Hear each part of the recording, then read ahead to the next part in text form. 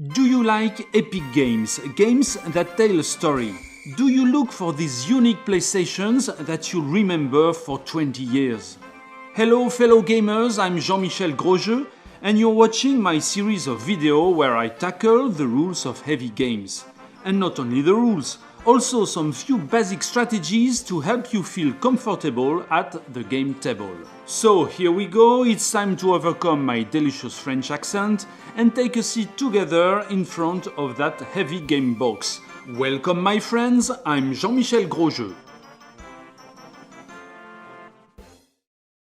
Hello to all of you heavy games lovers, I'm Jean-Michel Grosjeu and as you know, some time ago I dedicated some videos to the new Levy and Campaign wargame series.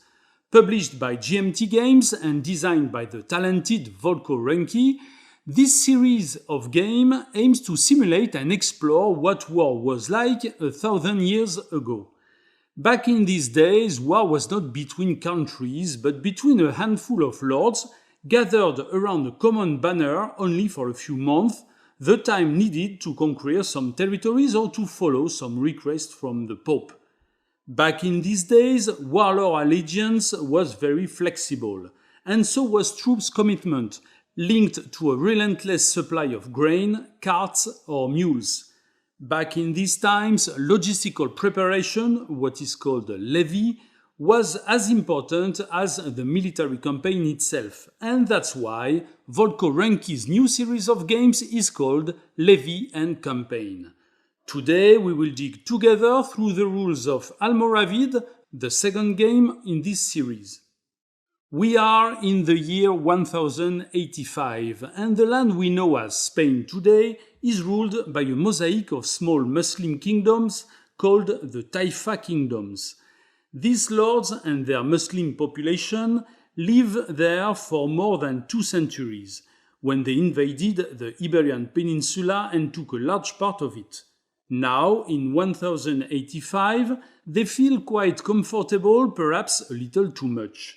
They signed some allegiance treaties with their northern neighbor, Alfonso VI, the Christian king of Leon, and so they pay some security tax, called the parias, in reality a fee in exchange for not being attacked. Today we are at the beginning of year 1085 and King Alfonso VI just decided, with the support of Pope Gregory VII, that time has come to wipe out the Taifa kingdoms and take their land back. And this is what Almoravid is all about. One player takes the role of the Spanish Christian lords, and the other the loose group of the Taifa lords trying to defend the kingdom they built 2 centuries ago. In the end, as you'll probably see while playing this game, 1 year later, in 1086, the Taifa lords called for help from strongly armed North Africa warlords Yusuf ibn Tashufin and Sir ibn Abu Bakr, the so-called Almoravids, who finally stormed over the Iberian Peninsula and installed a far stronger Muslim kingdom for decades to come. Okay, this is history, but this is also a game through which you, as players, will reenact these pages of European history. If you already know Nevsky from the same author, and if you already saw my videos about Nevsky, you are close to being ready to play Almoravid because these two games share the same core rules. But as Jean-Michel Grosjeu, I don't want to ask you to see these videos back again, and that's why this video you are watching now is a standalone video. If you watch it, you can play Almoravid. No need to watch anything else. No need even to read the rulebook, you watch this video to the end and you are ready to sit at your game table and play with your friend. Here is what is Spain at the beginning of year 1085. It is shared between 7 Muslim Taifa kingdoms: Granada, Sevilla, Badajoz, Toledo, Valencia, Saragossa and Lerida. This is not one large Muslim kingdom, but a mosaic of quite independent lands. In the center, the city of Toledo is being besieged by Lord Alvar Fanez, sent by King Alfonso VI, himself ready to campaign up there in his kingdom of Leon. There are two Christian kingdoms in yellow, Leon and Aragon, in front of the 7 Muslim provinces, the Taifas. And why did Alfonso attack Toledo? Because Muslim revolt is spreading from there, a revolt against the Christian hold shown by jihad green tokens. All Taifas begin the game as neutral, at peace, even Toledo, paying their pariah's tax to King Alfonso. All but the largest one, Sevilla, whose lord Al-Mutamid just decided to take the arms and defend his own land. And here is roughly how the campaign game begins. Leon and Aragon in yellow are Christian friendly. Sevilla in green is Muslim friendly. And all other provinces are neutral. Provinces' allegiance is a key concept in this game. Let's take as an example the province of Granada. This Taifa, as all others but Sevilla, begins the game as a neutral province. A pariah's token shows that Granada government is paying taxes to Spain to maintain a relative state of peace. All strongholds inside the province are neutral. There are 3 strongholds inside Granada, 1 large city and 2 smaller towns. Muslim and Spanish armies can freely move through the province. Armies are represented by the wooden cylinder of the lord leading them. But no army, neither Muslim nor Spanish, can besiege or attack any neutral stronghold. The Christian player cannot change that in any way. But as we will see very soon, the Muslim player can recruit the Lord of Granada. The city of Granada is the seat of Abdallah, Emir of Granada. He is the ruler of this province, as shown by his coat of arms, the same flag on the city and on his mat. And if the Muslim player decides to recruit Abdallah, immediately the province's status changes. It becomes an independent Taifa kingdom. The pariah's token is removed, and from now on, this province becomes Muslim friendly. The Christian player can now attack and besiege these provinces' strongholds, and this is very important to understand. Remember, at the beginning of the game, all Taifa kingdoms are pariahs, they are neutrals. So the Christian player cannot attack them.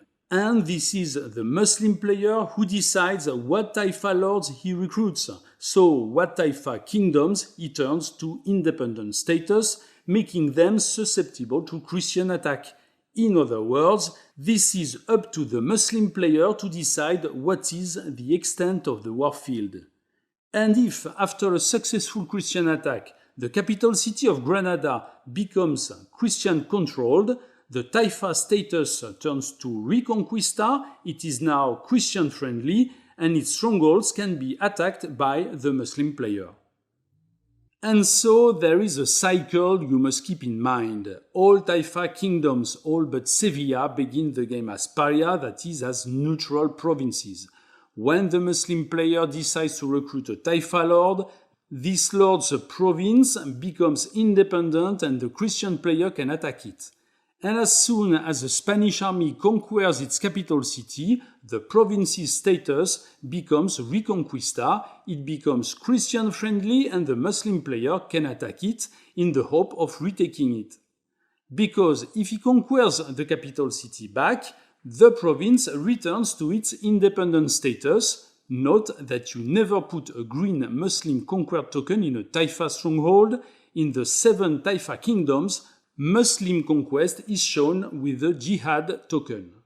In other words, and to be sure that you have a clear picture of it, what makes a Taifa independent is only the fact that its Taifa lord is somewhere on the map.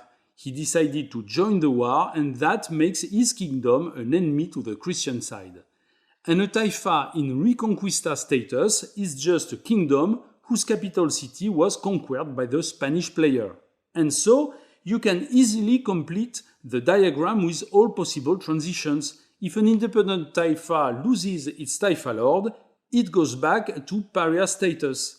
And as we will see soon, it is possible to conquer the capital city of a pariah status province and go back to pariah status if the Muslim player retakes the capital city without having his Taifa lord on the map.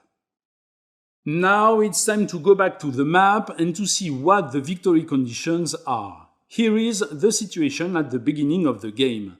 To win the campaign scenario, players must take control of the largest part of Spain. The campaign scenarios last for 14 months, that is 14 turns. At the end of this period, players compare their victory points. The most victory points win the game. And so the first way to win victory points is by controlling the Taifa kingdoms. At the beginning of the game, 6 Taifas are under pariah status. They are neutral but subjected to Spain, they pay the pariah tax. And so, each of them is worth 1 victory point for the Spanish player. Sevilla is the only Taifa that is independent at start because its Taifa lord is in play. An independent province is Muslim-controlled and is worth 0 point for Spain player. And if during the game a capital city is conquered by the Spanish player, its Taifa turns to Reconquista status and is worth 3 victory points. That means a gain of 2 net VPs because while under pariah status, this kingdom was already worth 1 VP. Taifa status victory points are only Spanish victory points. That could seem unfair for the Muslim player, but that's why he gets 6 Taifa victory points as 6 counters in his Taifa box at the beginning of the game. We will see later some other use of this Taifa box. Okay, but at a smaller scale, you can also earn victory points just by conquering strongholds. Not the whole province, but just 1 or 2 strongholds. Let's zoom on Toledo. There are 8 strongholds in Toledo province. The smallest ones are called castles, then 1 town, a little bit larger, then 3 fortresses, and 1 city, Toledo, capital of the Toledo Taifa kingdom. Castle, towns, fortresses and cities are all various types of strongholds. There are also some locations without strongholds. At the beginning of the game, Toledo is a pariah province. It is neutral, and so all its strongholds should be neutral. That means that neither player could attack these strongholds. But at the beginning of the game, there are jihad tokens on some of these strongholds. A stronghold with at least 1 jihad token is not neutral anymore, it is now under Muslim control. This stronghold is friendly to the Muslim player and enemy to the Spanish player. As we will see later, there can be several jihad counters on 1 stronghold. In fact, there is no limit to the number of jihad counters 1 stronghold can hold. And each jihad counter on the map is worth half a victory point for the Muslim player. And because these strongholds with jihad counters are enemy to the Spanish player, he can attack them, and that's why at the beginning of the game, Lord Álvar Fáñez is besieging the city of Toledo. He could not besiege the neutral strongholds because a lord can only attack and besiege enemy strongholds. And if Lord Álvar Fáñez wins his siege, he takes control of the stronghold, removes all previous jihad counters on it, and adds a number of Spanish conquered counters equal to the number of small grey squares beside the strongholds, 1 for castles, 2 for towns and fortresses, 3 for a city. Here, the conquest of the city of Toledo gives 3 conquered counters. Each such counter is worth 1 victory point for the Spanish player. And because Toledo is the capital city of the Taifa kingdom of Toledo, its fall turns the Taifa status into Reconquista. Let's make the balance so you understand what is at stake. Before the siege, just for the city of Toledo, Muslim player has 1 victory point and a half for jihad counters, and Spain player has 1 victory point because the Taifa is in pariah status.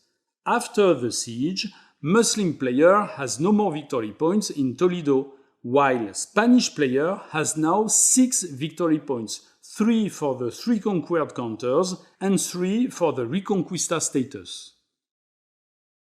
Note that we are only talking about Taifa kingdoms. To the north of the map, there are two large yellow provinces, Leon and Aragon, that are not Taifas. They are Spain provinces. They are always friendly to the Spain player and enemy to the Muslim player. Their locations are never neutral. Muslim lords can attack any of these strongholds because they are their enemies. And if such an attack is successful, the Muslim player put green conquered counters worth 1 victory point each, a number of counters equal to the number of grey squares beside the strongholds. So, usually in Taifa kingdoms, Muslim player earns half a victory points per jihad counter, but it becomes 1 full conquered victory points in Leon and Aragon.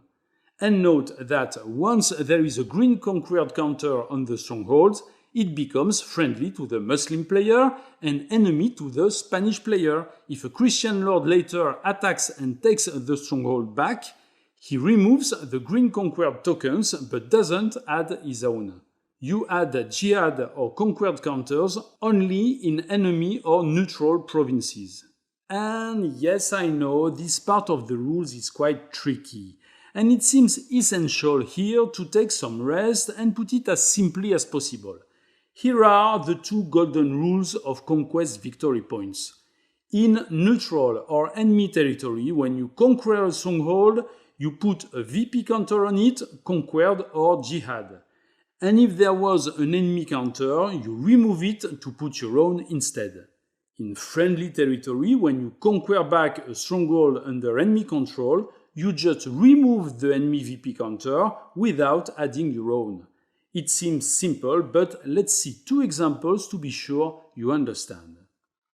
The first example, we already know it. This is the Taifa of Toledo. Its status is pariah, so it is neutral territory for both players. The city of Toledo has jihad counters on it, so it is an enemy stronghold for Christian player. He sent Alvar Fanez to besiege it.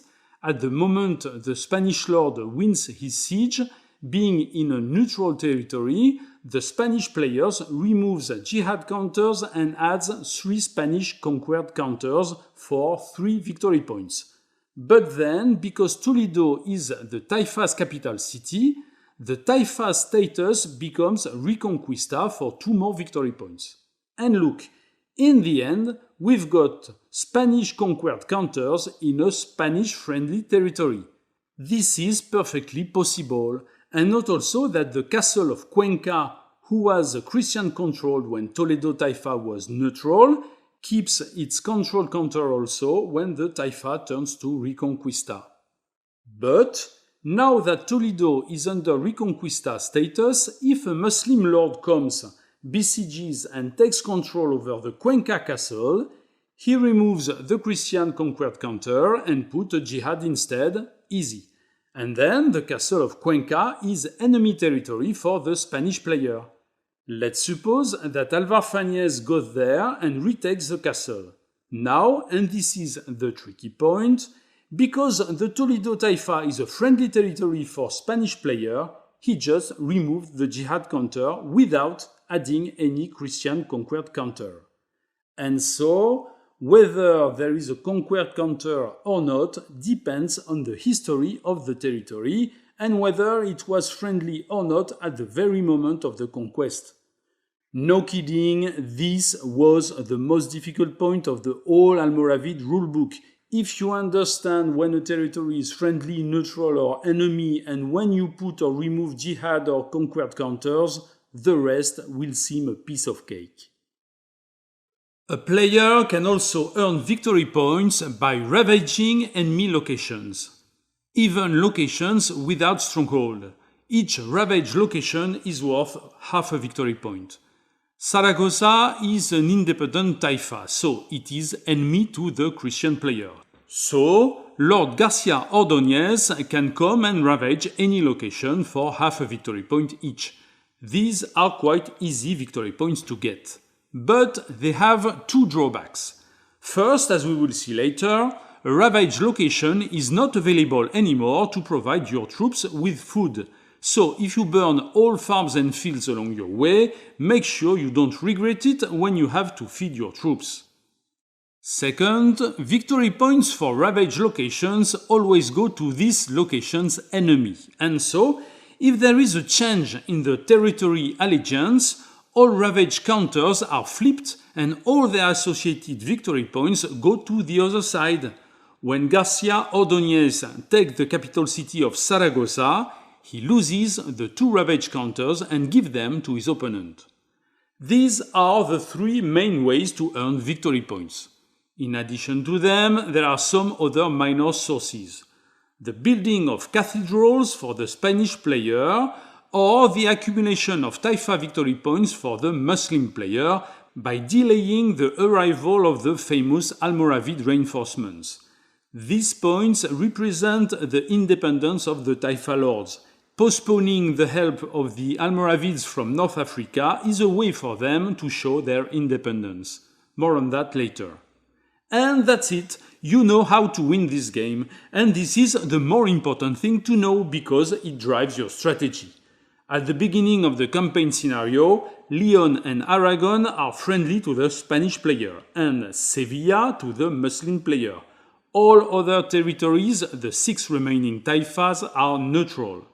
In Toledo, which is a neutral Taifa, 4 strongholds are marked with jihad tokens.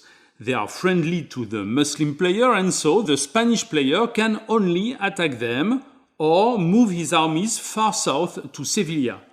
The Muslim player can try to defend the 4 Toledo strongholds or move far north to attack Leon and Aragon. But he needs armies for that, and every time he will recruit a new lord, this lord's Taifa will become independent and a new target for Spanish attacks. Well, all that being said, let's see how it works, how lords do go to war, how they move and how they fight. A campaign game lasts 14 turns, and each turn is divided in 2 parts, guess which? Levy and Campaign. During the Levy step, players handle their army's logistics, buying carts and mules, recruiting new troops. During the campaign step, they actually move their armies on the map, they fight, they besiege strongholds to reach their war objectives. Let's start with the Levy step. In the Levy step, both players draw random event cards, then they pay their lords to keep them on the battlefield. In these times, people didn't fight for high ideals, but for money and loot. Then, lords on the field gather what they need to fight the next campaign: carts, mules and fresh troops. And finally, players go to the diplomatic arena discussing with Rodrigo, the famous warrior, and the Almoravids, Yusuf and Sia. And I will begin with the muster phase, which is the heart of the Levy step. Every lord in the game comes with his own mat. This is Pedro Ansúrez. On the game map, he is represented by a wooden cylinder, but this personal mat shows his troops with wooden pieces, his assets, some provender to feed the troops, some carts and mules to carry it, and some money. And his personal links to vassal commanders he can recruit if needed. During the muster phase, he will try to improve his personal mat for the next campaign, and he will do so by spending his lordship points. These points are written here. Pedro Ansúrez has 2 points of lordship.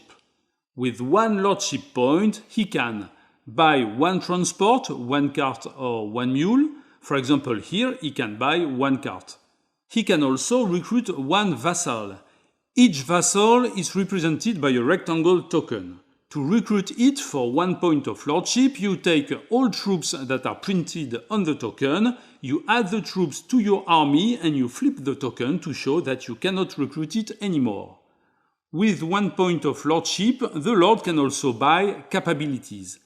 Capabilities are some military improvements you can teach to your lord or your whole army.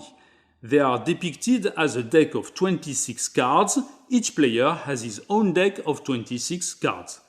Each card is divided in 2 parts. The upper half is an event. The bottom half is a capability. For example, if he buys this capability, Battering Ram, Pedro and Suarez will have some substantial advantage in siege. Because there are the words "this lord" in the text, this capability is attached to one lord. If Pedro and Suarez buys it, he puts it under his mat, and from this point on, and until the end of the game, Pedro and Suarez and his troops will benefit from this capability. As you see, there is room for 2 capability cards under a lord's mat. He can thus buy 2 capabilities. And if he buys a 3rd card, he must discard 1 to keep only 2. The discarded card goes back to the deck and can be bought again later. A lord can buy a capability only if his coat of arms are shown on the card. Some cards like the battering ram are available to all lords. Some capabilities don't show the words "this lord." These capabilities affect all lords, or like in this case, the opponent lords. These broad scope capabilities are put under the map in front of the player. Each player can have a maximum number of such broad scope capabilities equal to the number of their lords on the map. And finally, with 1 point of lordship, a lord can try to recruit another lord. Not a vassal, but another lord like him. At the beginning of the game, all lords that are not on the map are waiting on the calendar. Available lords are those whose cylinders are in the same box as the turn marker or in a previous box an earlier month. These available lords can be recruited. Here, all lords are available, all but 2, Yusuf and Sir, the Almoravid lords, who become available only from turn 9 at the beginning of year 1086. So, for example, this is turn 1, and during the Levy step, the Muslim player decides to use 1 point of lordship from his lord Al-Mutamid to recruit Al-Mustayn, Emir of Saragossa, available in the turn 1 box. On Al-Mustayn's mat, in the top right corner, there is a fealty value. Al-Mutamid, who tries to recruit him, must roll this value or less. He rolls a 5, which is higher than Al-Mustayn's fealty value of 4, so it's a miss and nothing happens. Al-Mutamid's point of lordship is lost. But he can decide to try again with his second point of lordship.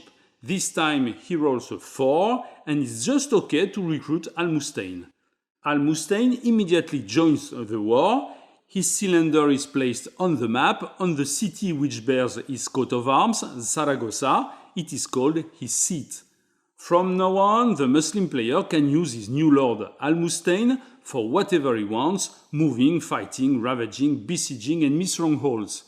Al-Mustayn's lordship cannot be spent now. A lord cannot participate in the Levy step when he was recruited.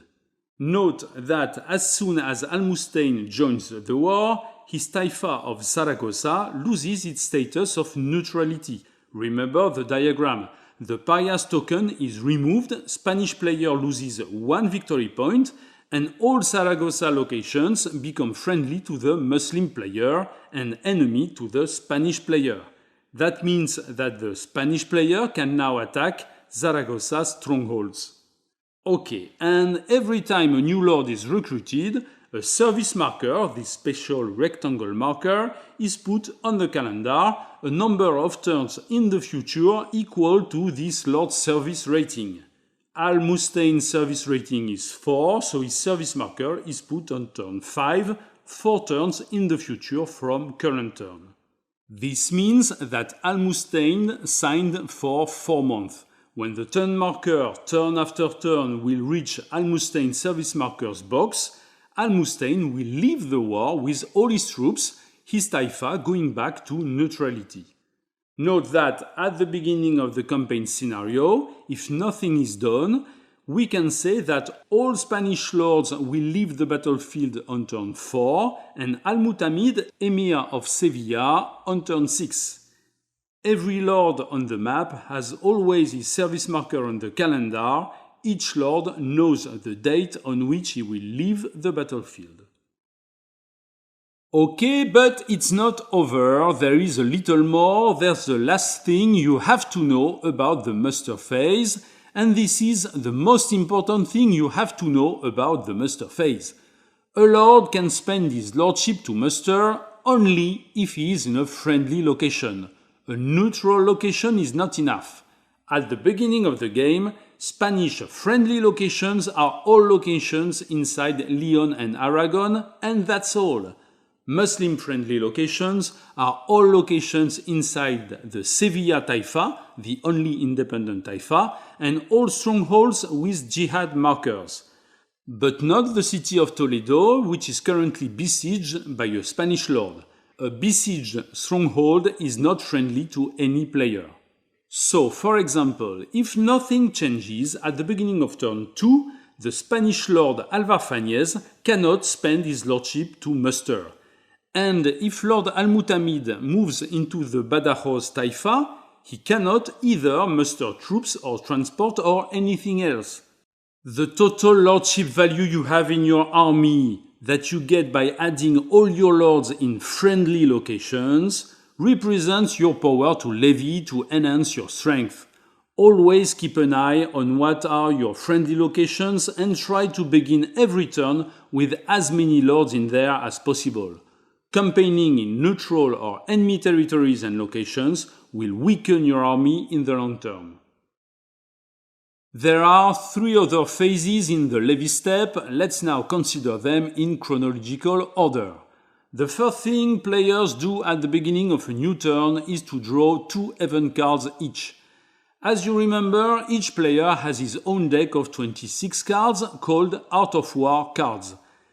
These same cards players chose from when mustering capabilities for their lords. But now, at the beginning of every turn, each player shuffles his own deck, face down, and draws 2 cards at random.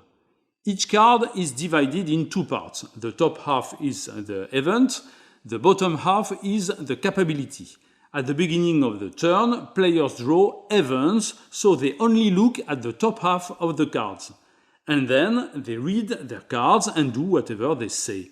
Here, Genoa and Pisa, the Spanish player places Ravage markers on Muslim ports. He does that immediately and discards the card back in the deck. Some cards show the words "this levy", that means that their effects last until the end of the current levy phase. So, the card is discarded only at the end of the levy phase, and this is important because that means that this card won't be in the deck when the player will be able to muster capabilities for his lords. Events and capabilities are the 2 halves of the same cards, and this is even more relevant for event cards with the word hold. When a player draws a hold event card, he must keep it in his hand secretly face down. This card gives him an advantage he will be able to use later. For example, here, Muslim player can play this feign retreat card at the beginning of a battle to gain a tactical advantage. But this also means that during the following muster phase, Muslim player won't be able to muster the javelin for his troops. Hold cards can be discarded without being played only at the very end of the turn after the campaign step. And this works both ways. Let's take this last card as an example. If during a muster phase the Muslim player buys the Arada capability for one of his lords to give him a bonus every time he storms a stronghold, he puts this card under his lord's mat, and the result is that this card is not in his deck anymore. And that means he has no chance to draw the Leon y Castilla rivalry event. Next step in the levy phase, now it's time to pay your lords, because in these remote times, warriors were mainly driven not by glory nor faith, but by money. And if you want to keep your armies on the field, you will have to pay them. This is the end of turn 10. Lord Al-Mustaine, Emir of Saragossa, is on the map. On the calendar, his service marker is on the turn 11 box. Now turn 11 begins. Levy step. Because Lord Al-Mustaine's service marker is in the current turn's box, if nothing is done, he must leave the battlefield. In other words, if he doesn't pay, he cannot stay. So, if the Muslim player wants to keep his lord, he can shift his service marker 1 box to the right by spending 1 coin. Usually, the Lord spends a coin from his own mat. 1 coin, 1 box. If he spends 2 coins, he gains 2 more turns. Alternatively, a Lord can also pay with loot.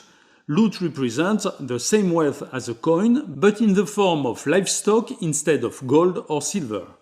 Still, there is a great difference between coin and loot. Loot can only be spent in a friendly location. Let's take the same example, but this time Lord Almustein is besieged by a Spanish army in his fortress of Tudela. And so Tudela is not a friendly location anymore. A besieged location is not friendly to either player. Almustein can still pay 2 coins to gain 2 more turns, but he cannot pay his loot for 1 more turn. You can also decide not to pay, or you can be forced to because your lord has no coin nor loot. In such a case, the lord is disbanded. He is removed from the map and his cylinder is put back on the calendar a number of turns in the future equal to his service rating. In this example, because it pushes him after the end of the game, that means that Almustein will not fight anymore. Some other examples to be sure you understand the strategic implications of this. This is the beginning of turn 6. The Muslim player can pay up to 3 coins for his lord Almustein. If he does so, he keeps him until turn 9. But the Muslim player may also consider that his lord Almustein is quite crippled. He has only 1 militia unit left, and he already burnt all his vassal forces in the war. Moreover, the next 2 turns are winter turns, and we will see later that nothing valuable can be done during winter. So, the Muslim player can decide not to pay for Almustein. His lord is removed from the map and placed on the calendar 4 turns in the future. The point of this decision is that 4 turns later, Almustein becomes available again, and if the Muslim player musters him, he comes back with his starting forces and assets. Even his vassals are available again for future mustering. So, it is sometimes wiser to let your lords go. Don't think you must always keep them at all costs. One last example, turn 9, Almustein is quite in a good shape. He has coins to pay for some more turns, but not far away from there, a huge Spanish army has gathered, ready to fall on the poorly defended strongholds of Zaragoza. Potentially a huge pool of victory points for the Spanish player, and I'm sure you understand what the Muslim player is about to do. He declines to pay for Almustein. Almustein leaves the battlefield for the next 4 turns, and look, with the loss of its lord, the Taifa of Zaragoza becomes pariahs again. It becomes a neutral territory to both players. The Spanish army won't do nothing, unable to besiege any stronghold there. And so, with a smart political move, the Muslim player has just gained much more than with any military maneuver. And finally, the last phase of the Levy step is the call to arms phase. This phase is especially designed to recruit extraordinary characters, those who are not driven by money. They are Rodrigo, El Cid Campeador for the Spanish side, and Eudes Ier, Duc de Bourgogne, the Crusader, the French guy in the Reconquista. And on the other side, Rodrigo again, but Rodrigo Al-Sayyib, the same Rodrigo but under the Muslim banner, and Yusuf ibn Tashufin and Sir ibn Abi Bakr, the Almoravid lords coming from North Africa to finally secure the Iberian Peninsula. They all have in common that they don't have a fealty rating, so they cannot be mustered as any other lord. Each of them follows special rules about how they can enter the war. We will see these rules later in this video, just know for now that their recruitment, if available, happens here at the end of the Levy step. Okay, at this point both players have prepared their armies for battle through the Levy step. Now it's time to move on to the second major stage of the game turn, the campaign step. During the campaign step, each player in turn will activate one lord and make him do actions.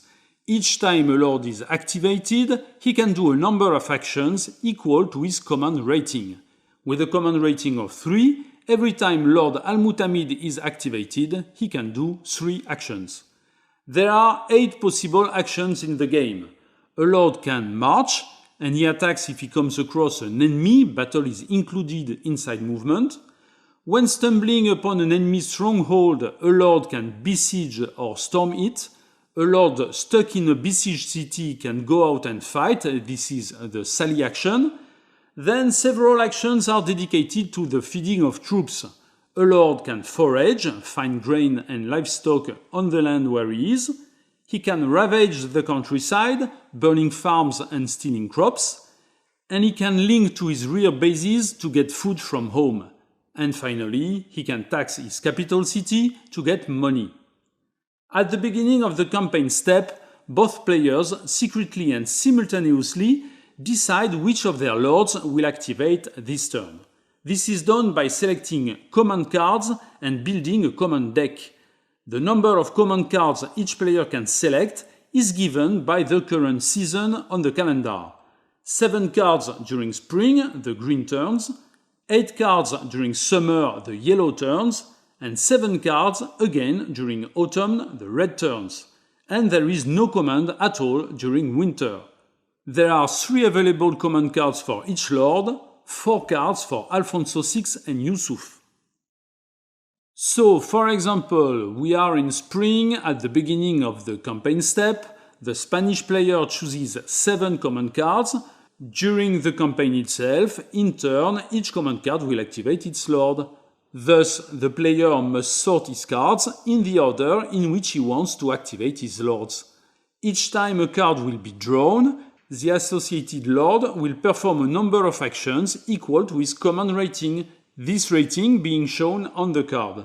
So, in this example, with this plan, King Alfonso VI will be activated 4 times for a total of 16 actions. When his plan is ready, the player stacks his command cards as a deck, face down, the first card being on top. Meanwhile, the Muslim player did the same, and this was the plan phase at the beginning of the campaign step. When both players have their own command deck, starting with the Christian player, each in turn flips the top card from his deck and activates the corresponding lord for a number of actions equal to his command rating. And the first possible action, the main one I'd like to say, is to march. For one action, one command point, a lord can move to the next adjacent location along a way. A lord like Alfonso with 4 command points can thus move 4 times along 4 ways. This counts as 4 actions and consumes the whole command card. Okay, that's for the basics, but a lord usually never moves alone, and he carries with him troops and everything that goes with it, especially food, provender. Troops can walk with their feet. Carts and mules also. Loot is mainly cattle that also walk with their legs. Coins don't weigh so much. Thus, the only thing you have to carry is provender. First rule, 1 cart or 1 mule can carry 1 provender. Alfonso can carry his 2 provenders with 1 cart and 1 mule. If you carry more provender than the sum of your carts plus your mules, you can still move, but you are laden. Alfonso is laden with 3 or 4 provenders. Until you reach twice this number. If you have more provender than twice your carts plus your mules, you cannot move at all. You are carrying too much. Over 4 provenders, Alfonso cannot march with his army. If an army is laden, it carries too much provender but not enough to be immobilized. His lord must spend 2 command points for 1 march along 1 way. Here, with 4 provenders for 1 cart plus 1 mule, Alfonso is laden. He can march to Simancas for 2 command points and Transduero for 2 more and a total of 4 command points. Once laden, he becomes twice slower. Okay, but a lord can be laden in 2 other instances. First, if he uses a cart in a pass.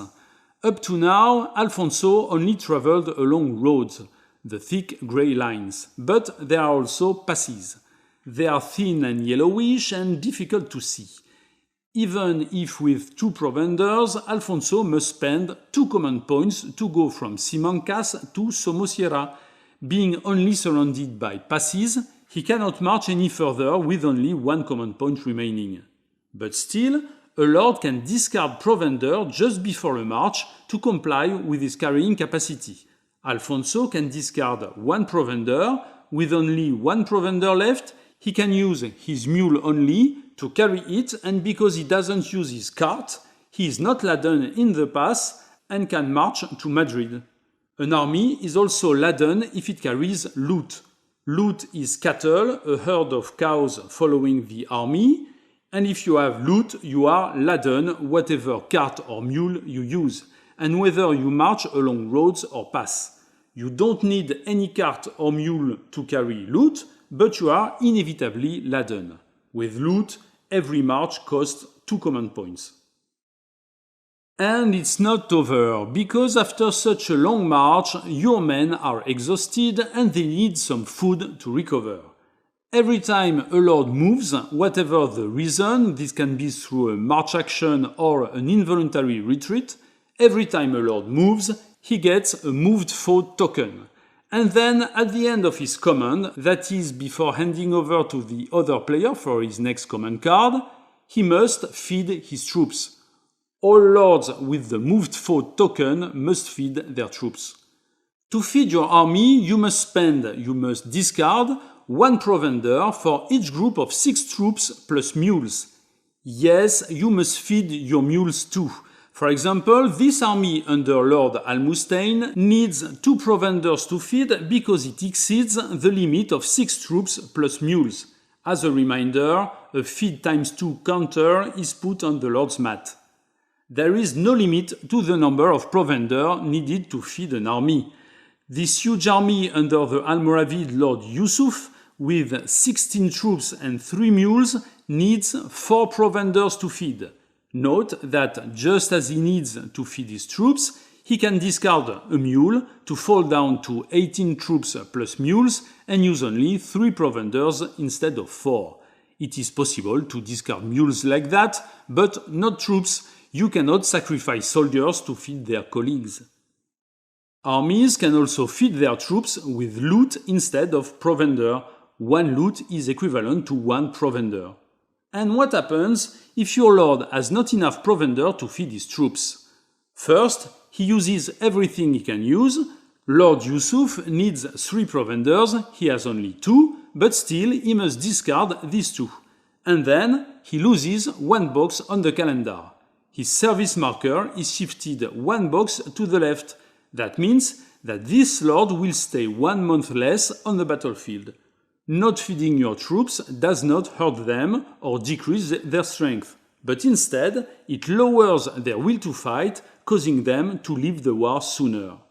And that's why, after each command card is played, players go through the pay or disband phase.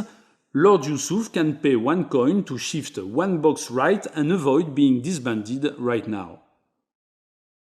Okay, now you understand that your main problem will be to keep your troops fed at all times. But where will you find the provender you need?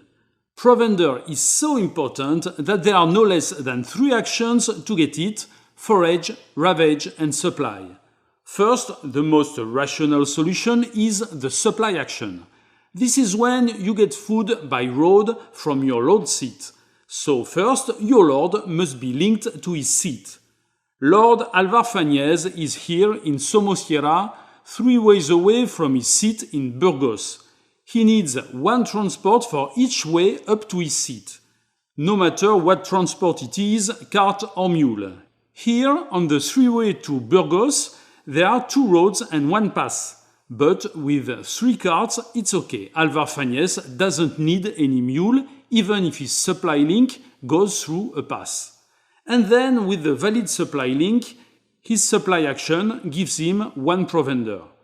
With a command value of 4, Alvar Fanez can do 4 actions with 1 command card. If needed, he can do the supply action 4 times and earn 4 provenders. Some lords have 2 seats, Alfonso, King of Leon, and Lord Almutamid, Emir of Sevilla. So, with one supply action, these lords can get 2 provenders, one from each seat. But they must have enough transport to link to both seats. Here, with 3 mules and 3 carts, it's okay and Alfonso gets 2 provenders for one supply action. If he uses all his 4 command points, he can earn up to 8 provenders with only 1 command card. Okay, but if you are too far from your bases, you can choose to feed your troops on the fields where you are. This is the Forage action. Easy, for 1 command point you gain 1 provender. But as you guess, there are some conditions. In order to get the perfect forage, you need to be on a friendly stronghold location. Here is a situation where Alvar Fanez is besieging the city of Toledo. Lord Almutamid is withdrawn behind the city walls, he is himself besieged. His allies, Al-Mutawakil and Al-Mundir, are running for help. Al-Mutawakil is on a stronghold with a jihad token, so this stronghold is friendly to the Muslim player. Al-Mutawakil can freely forage, 1 provender for each spent command point. Al-Mundir is not on a friendly stronghold.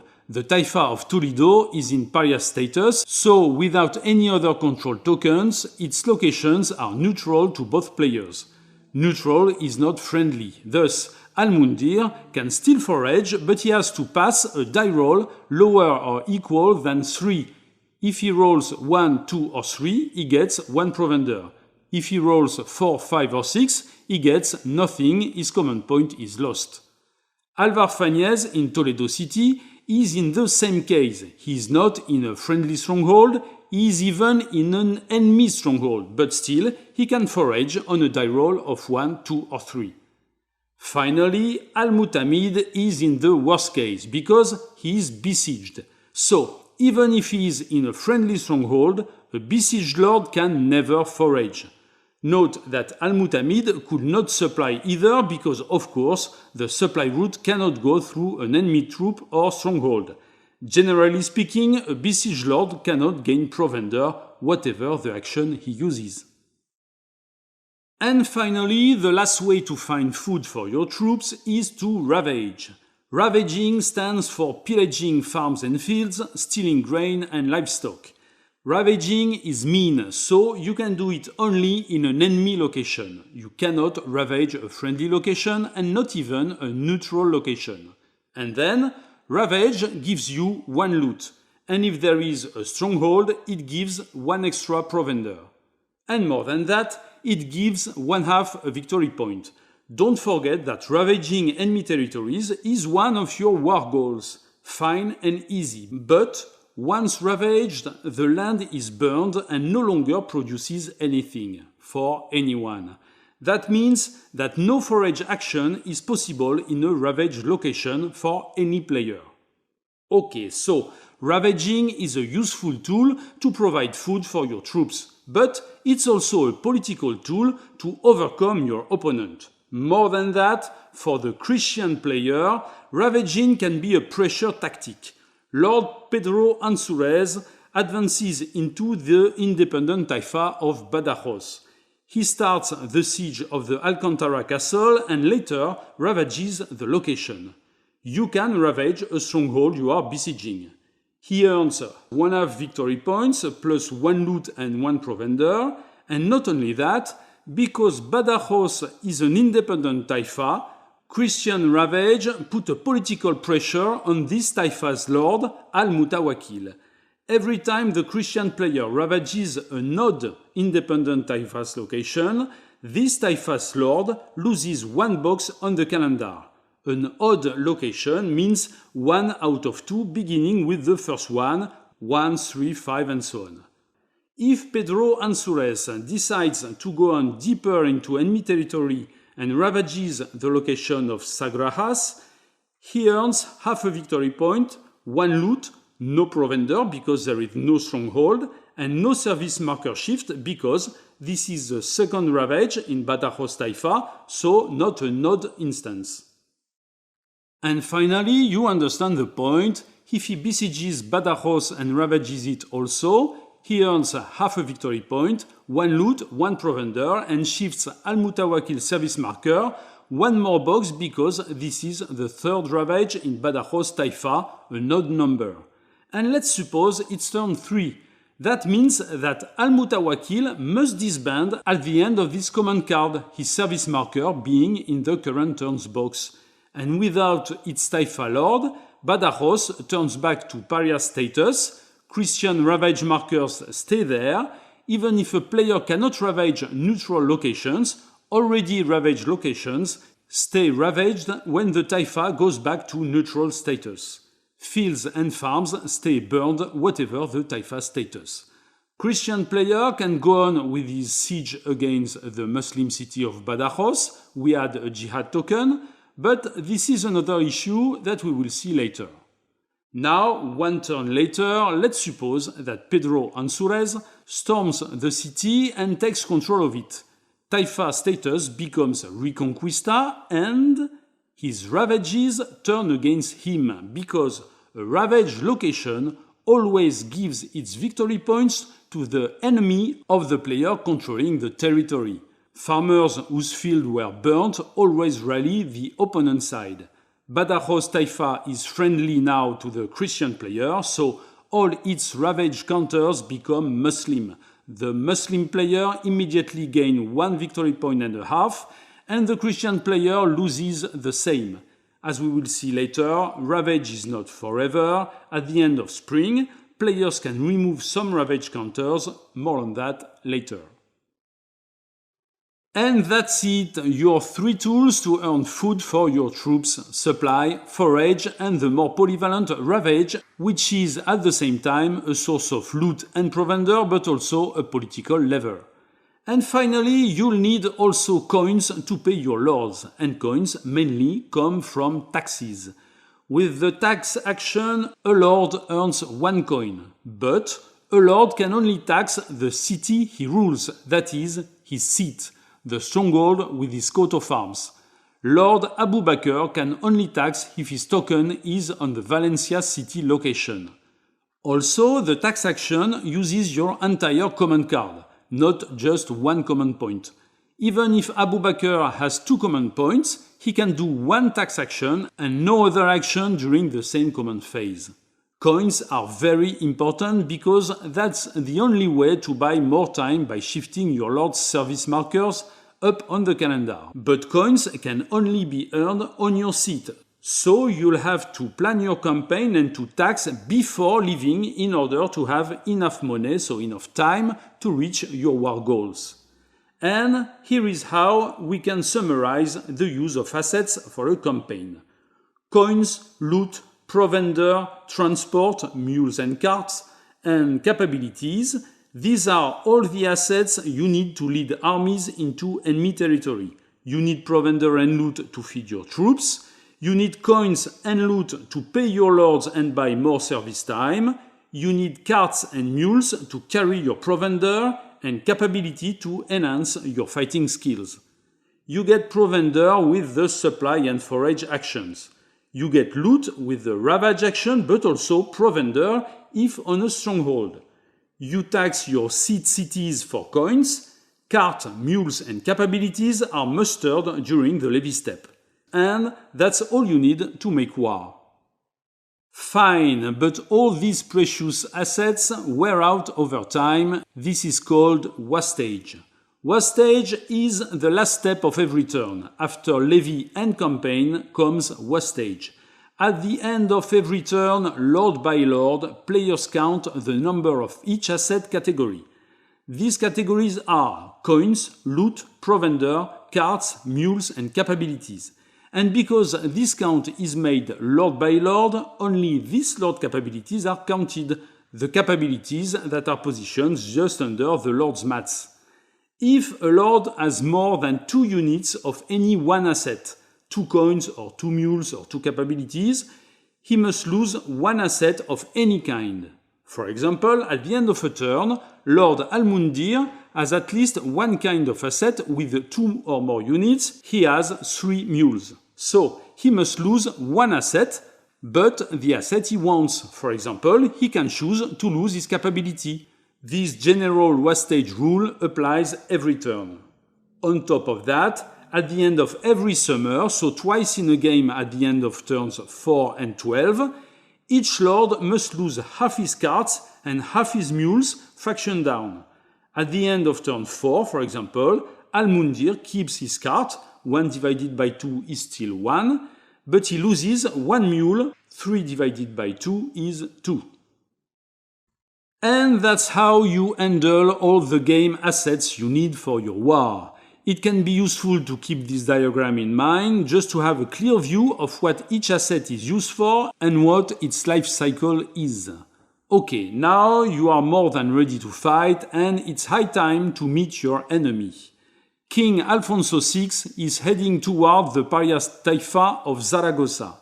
Christian player reveals Alfonso as his next command card at the top of his command deck. He can do 4 actions. With a march action, he moves to Albarracin and he meets Lord Abdallah and his army resting there. And then it is up to Lord Abdallah to decide how he will react. First choice, he can just stay here and hold his ground. Alfonso's turn is over, even if he has command points left, and there is a battle. But Abdallah has another choice. He can walk away and avoid battle. He walks to any adjacent location, but not the one his opponent is coming from. He cannot either march to a location with another enemy army.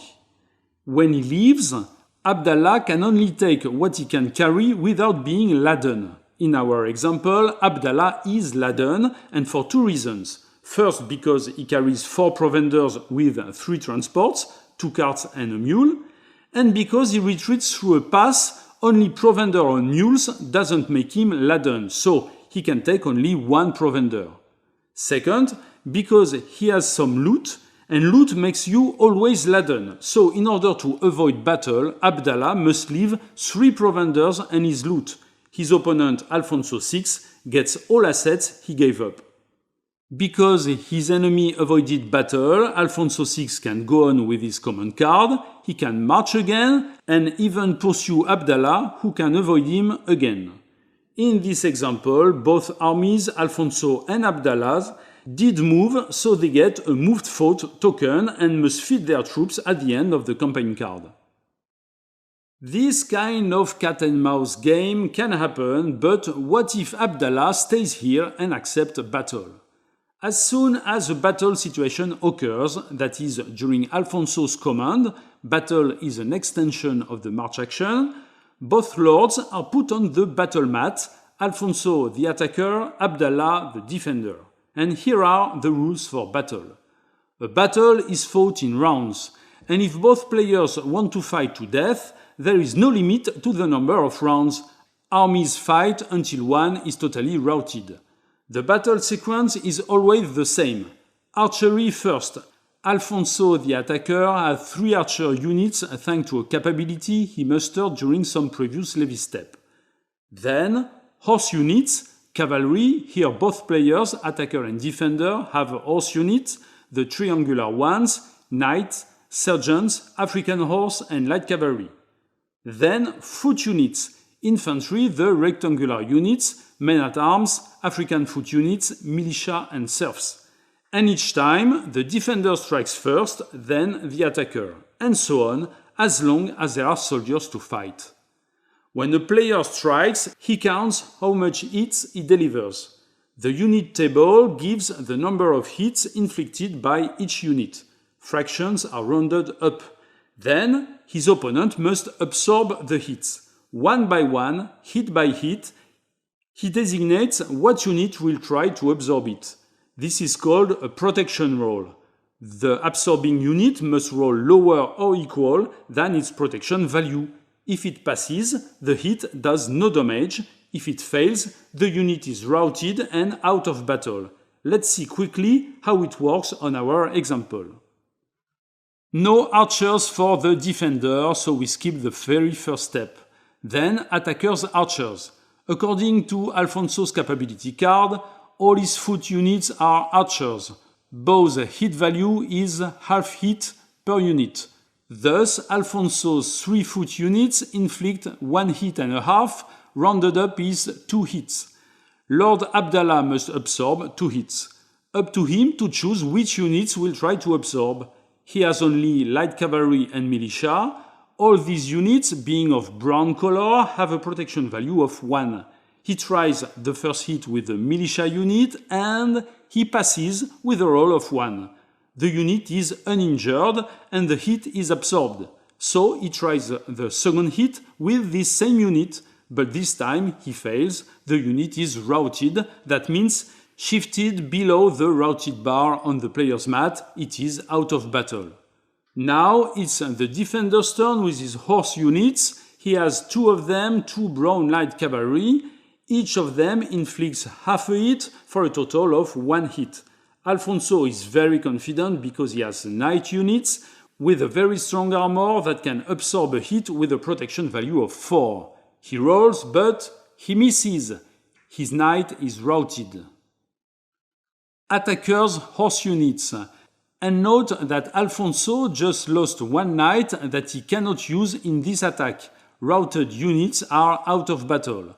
And so Alfonso's horse strength is 2 for the remaining knight and 1 for the sergeant for a total of 3. A huge blow anyway. Abdallah tries to absorb with his light cavalry because he knows that his foot units will strike next, so he wants to keep them fresh for a little while. He misses, he passes, and he misses. Both light cavalry units rout, but no damage to foot units. Defender foot units, 2 militia units, half a hit each for a total of 1 hit. Alfonso absorbs with his surf unit. Surf unit's protection value is 0. These units, when chosen to absorb a hit, are immediately eliminated without any die roll. They are not routed, they don't stay on the Lord's mat, they are just discarded. Serf units are very weak peasant units, mainly used to absorb hits without risking the loss of more valuable units. And finally, attacker foot units, 2 men-at-arms for 2 hits. Abdallah can only absorb with the 2 remaining militias, and he miraculously survives with 1 unit left. Note that Alfonso's foot units did attack twice, once as missile units and once as foot units. Archery is a bonus capability that is added to the standard unit's combat capacity. And here we are. The first round of battle is over. Alfonso's army just lost 1 knight, while Abdallah has only 1 militia left. But still, the show must go on. Both players must play the next round of battle. In fact, there is a way to stop the slaughter. At the beginning of every round, each player, attacker first, can choose to concede. Here, Abdallah declares he concedes. And by doing so, he put an end to the battle, but at the end of this battle round. When a player concedes, there's always 1 last round to fight, 1 full round with all 6 steps. I can hear you thinking that Abdallah's army has no chance of surviving to the end, but still, as we will see, conceding when you are losing is always worth it. So Abdallah concedes. This puts a pursue marker on the battle mat. This marker shows that, for the duration of the last battle round, every hits from the defender are halved. No missile weapons for the defender, then the attacker fires his bows for 1 hit, protection roll for militia, it misses, and the battle is over, one side being fully routed. Note that even if Abdallah's forces had survived, the battle would be over because he had conceded at the beginning of the round. There are 2 ways to end the battle, if a side is fully routed or if a side concedes, or both as it is the case here. Okay, and now what happens? What are the consequences of this battle? First, both players must try to rally their routed units. All the units that were routed during the battle are scattered troops that can still be rallied and brought back to their army. Each player makes a protection roll for each unit with the protection values on the unit table to check what their true losses are. Alfonso's routed knight must roll a 4, and all Abdallah's troops must roll a 1. 3 units pass their check and are brought back. The other ones are eliminated and there is no way to get them back. Then the loser must retreat. The loser is the side which conceded or which was totally routed. Here it is Abdallah. He retreats to an adjacent location of his choice, and of course, there cannot be any enemy army in the retreat location. Here, Abdallah's army has no choice but to retreat to Saragossa, because it cannot retreat to the location his opponent is coming from. When retreating, an army can take all assets it can carry without being laden. Let's suppose Abdallah's army is carrying these assets. With 2 carts and 1 mule, he can carry 3 provenders without being laden, and must drop out 1 provender and the loot. Okay, and what happens to these assets he left behind? They are recovered by his opponent. Alfonso VI gets the provender and the loot. In this fateful battle, Abdallah lost some men. He lost provender and loot, but he has something more to lose, his will to fight. Every time a lord retreats after a battle, he rolls a die and his service marker, his will to fight, loses 1, 2 or 3 boxes on the calendar, 1, 2 or 3 months in the war. For example, here Abdallah is quite unlucky and rolls a 5. He loses 3 boxes on the calendar and this brings his service marker to the left of the current turn in the past. And so what do we do? As you remember, after each command card, lords feed their troops if they got a moved fought marker and then they go through a pay or disband phase. Let's do that and see what happens. Alfonso and Abdallah both moved and fought. Alfonso because it was his command card and he attacked. Abdallah because he defended and also moved through his retreat. They both feed their troops and see how Alfonso can feed his army with the loot he just took from Abdallah's army. And now you know that if a lord's service marker is on the same box as the current turn marker, he must disband and leave the war. But here this is worse. Abdallah's service marker is to the left of the current turn marker. In such a case, the lord is not disbanded, he is eliminated from the game. A disbanded lord can be mustered later. An eliminated lord is forever lost and cannot be mustered anymore. And so, here, the Muslim player can pay 1 coin for Abdallah for shifting his service marker 1 box to the right. He cannot pay more. Abdallah is still disbanded, but at least he is not eliminated. He will become available again in a number of turns equal to his service rating. Damages can often be far more severe from these consequences than from the battle itself. Always keep in mind that battle is not just a bunch of dice rolls, but a full sequence. Everything always begins with a march action where a lord enters an enemy lord's location. This enemy can stay or leave to avoid battle.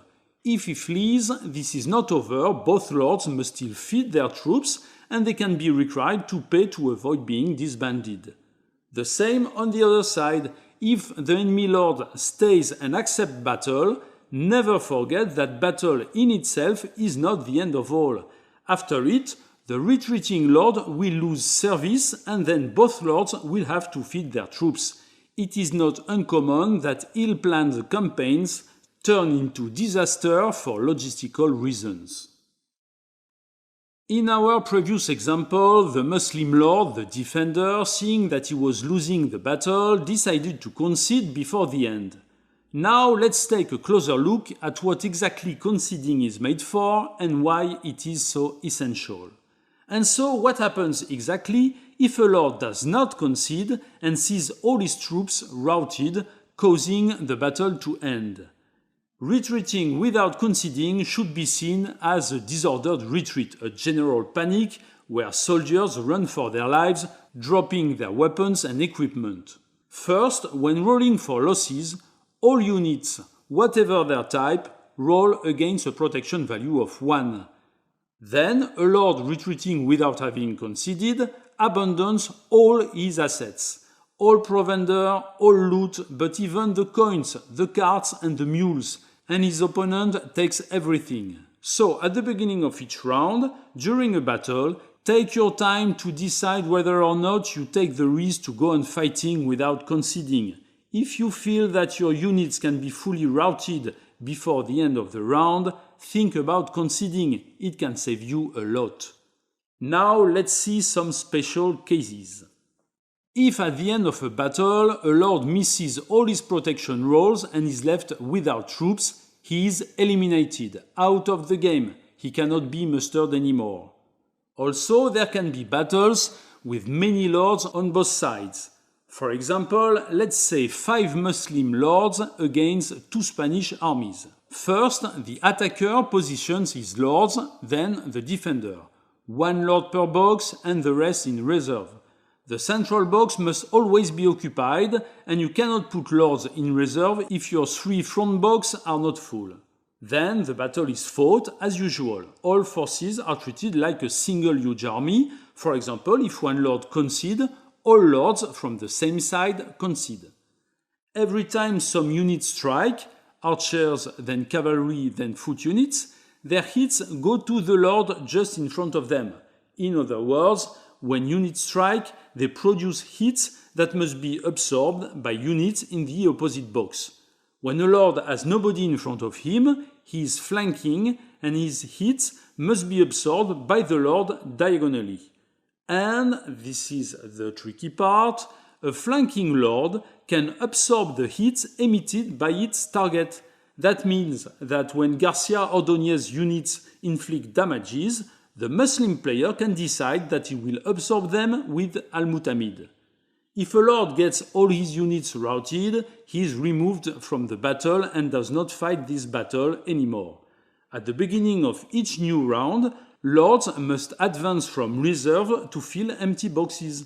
And if there is no reserve, lords must be shifted sideways so as not to leave the central box empty. The central box on each side must never be left empty. And voila, it's going well, isn't it? You know how to fight an enemy army, but what about strongholds? You don't earn victory points by winning battles. You earn victory points by conquering strongholds, then provinces. So, attacking and besieging a stronghold is key to victory. How can you do that? And first, what happens when one of your lords moves to a foreign stronghold? Saragossa Taifa status is pariah, so all locations, all strongholds in this province are neutral. Lord Alvar Fanez can freely march through these strongholds because they are neutral. He cannot attack them, he cannot besiege them, he cannot earn victory points with them, but he should not stop either. He is free to march through Saragossa Taifa. Now the Muslim player recruits Al-Mustaine, Taifa Lord of Saragossa. This province is now independent, that is Muslim-friendly, and now everything has changed. As soon as Alvar Fanez marches into the Tudela stronghold, he must stop because this is an enemy stronghold. And then he has a choice, siege or bypass. First, he can declare a siege. He puts a Spanish siege token on the stronghold and that's it. From now on, the stronghold is under siege. You don't need any special action to declare a siege. Alvar Fanez did just a march action and stopped at Tudela, which is now under siege. If later another lord, Garcia Ordóñez, is activated, plays a march action and goes to Tudela, because there is already a siege, he does not have to stop. He can go on and march to Saragossa, where he must stop and declare a siege. Oh, whoa, wait. It is not the same case as before, because here there is an enemy lord. As we know, Lord Al-Mustaine, in his own seat city of Saragossa, has 2 main choices. He can stand and fight, he can avoid the battle by retreating to an adjacent location, and he had a third option because he is on a friendly stronghold. He can withdraw into the stronghold, behind its walls. And because it's not a movement, he does not get the move thought marker and he can keep all his belongings, whether laden or not. Lord Almustein is now besieged inside his city. He cannot leave it without fighting the besieger, Garcia Ordóñez. In fact, it's very simple. The only action a besieged lord can do is sally, that is, attack the besieger. We'll see this action just after that. In the same way, if Lord Almustein chooses to stand and fight, he is not besieged. There is a battle, just as we saw before. If he wins this battle, the attacker Garcia Ordóñez must retreat. There is no more besieger, so there is no more siege. But if Lord Almustein loses this battle, he has a new option. He can withdraw into his stronghold, he keeps all his assets, his opponent gets no spoils of war, and because this is not a retreat, he doesn't suffer the fateful die roll that shifts his service marker on the calendar. Friendly strongholds are safe places that saves your lords a lot of trouble. Note that there is a maximum to the number of lords that can withdraw into a stronghold. This is the stronghold siege capacity, written on the map in a small circle. Saragossa can hold 3 friendly lords. Now let's go back a little. Alvar Fáñez begins his activation in front of Tudela. He plays his command card, he has 4 command points.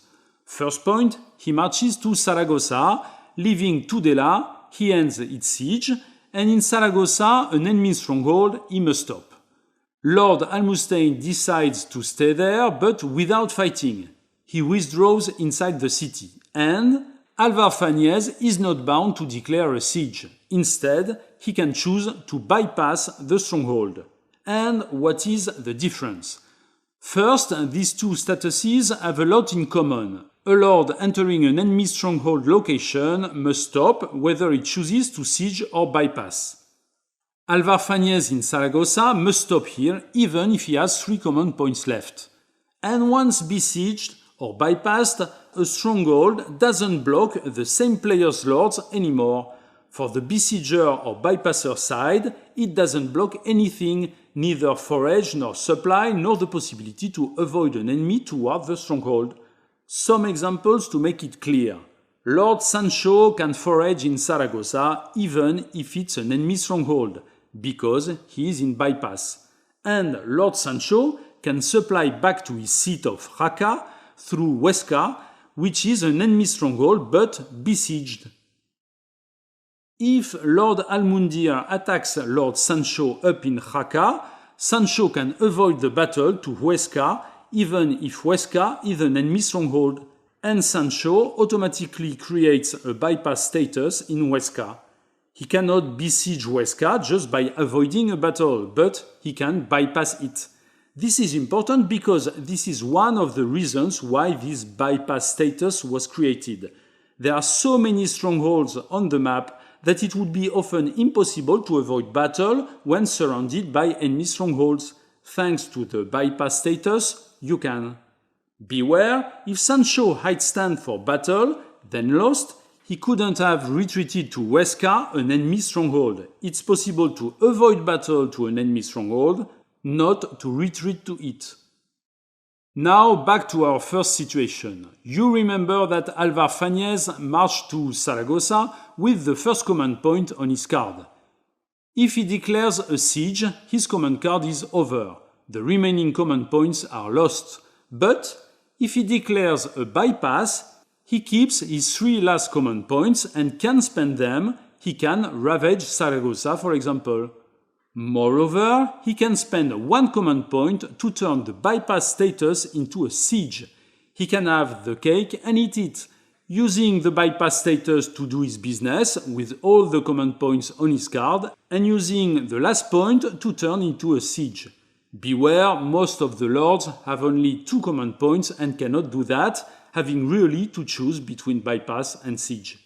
And why choose to make sieges instead of always bypassing? Because a siege locks your opponent inside the city walls. A besieged lord can do nothing but go out and fight. This is the sally action. A state of siege is needed to make siege and storm actions that are the only way to subdue the stronghold and take its control and earn victory points.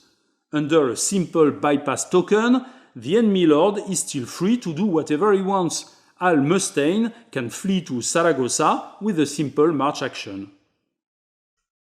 Okay, and now it's time to go all the way to the conquest of a stronghold. Once the state of siege is declared, what follows? Once the stage of siege is declared, you can do the siege action.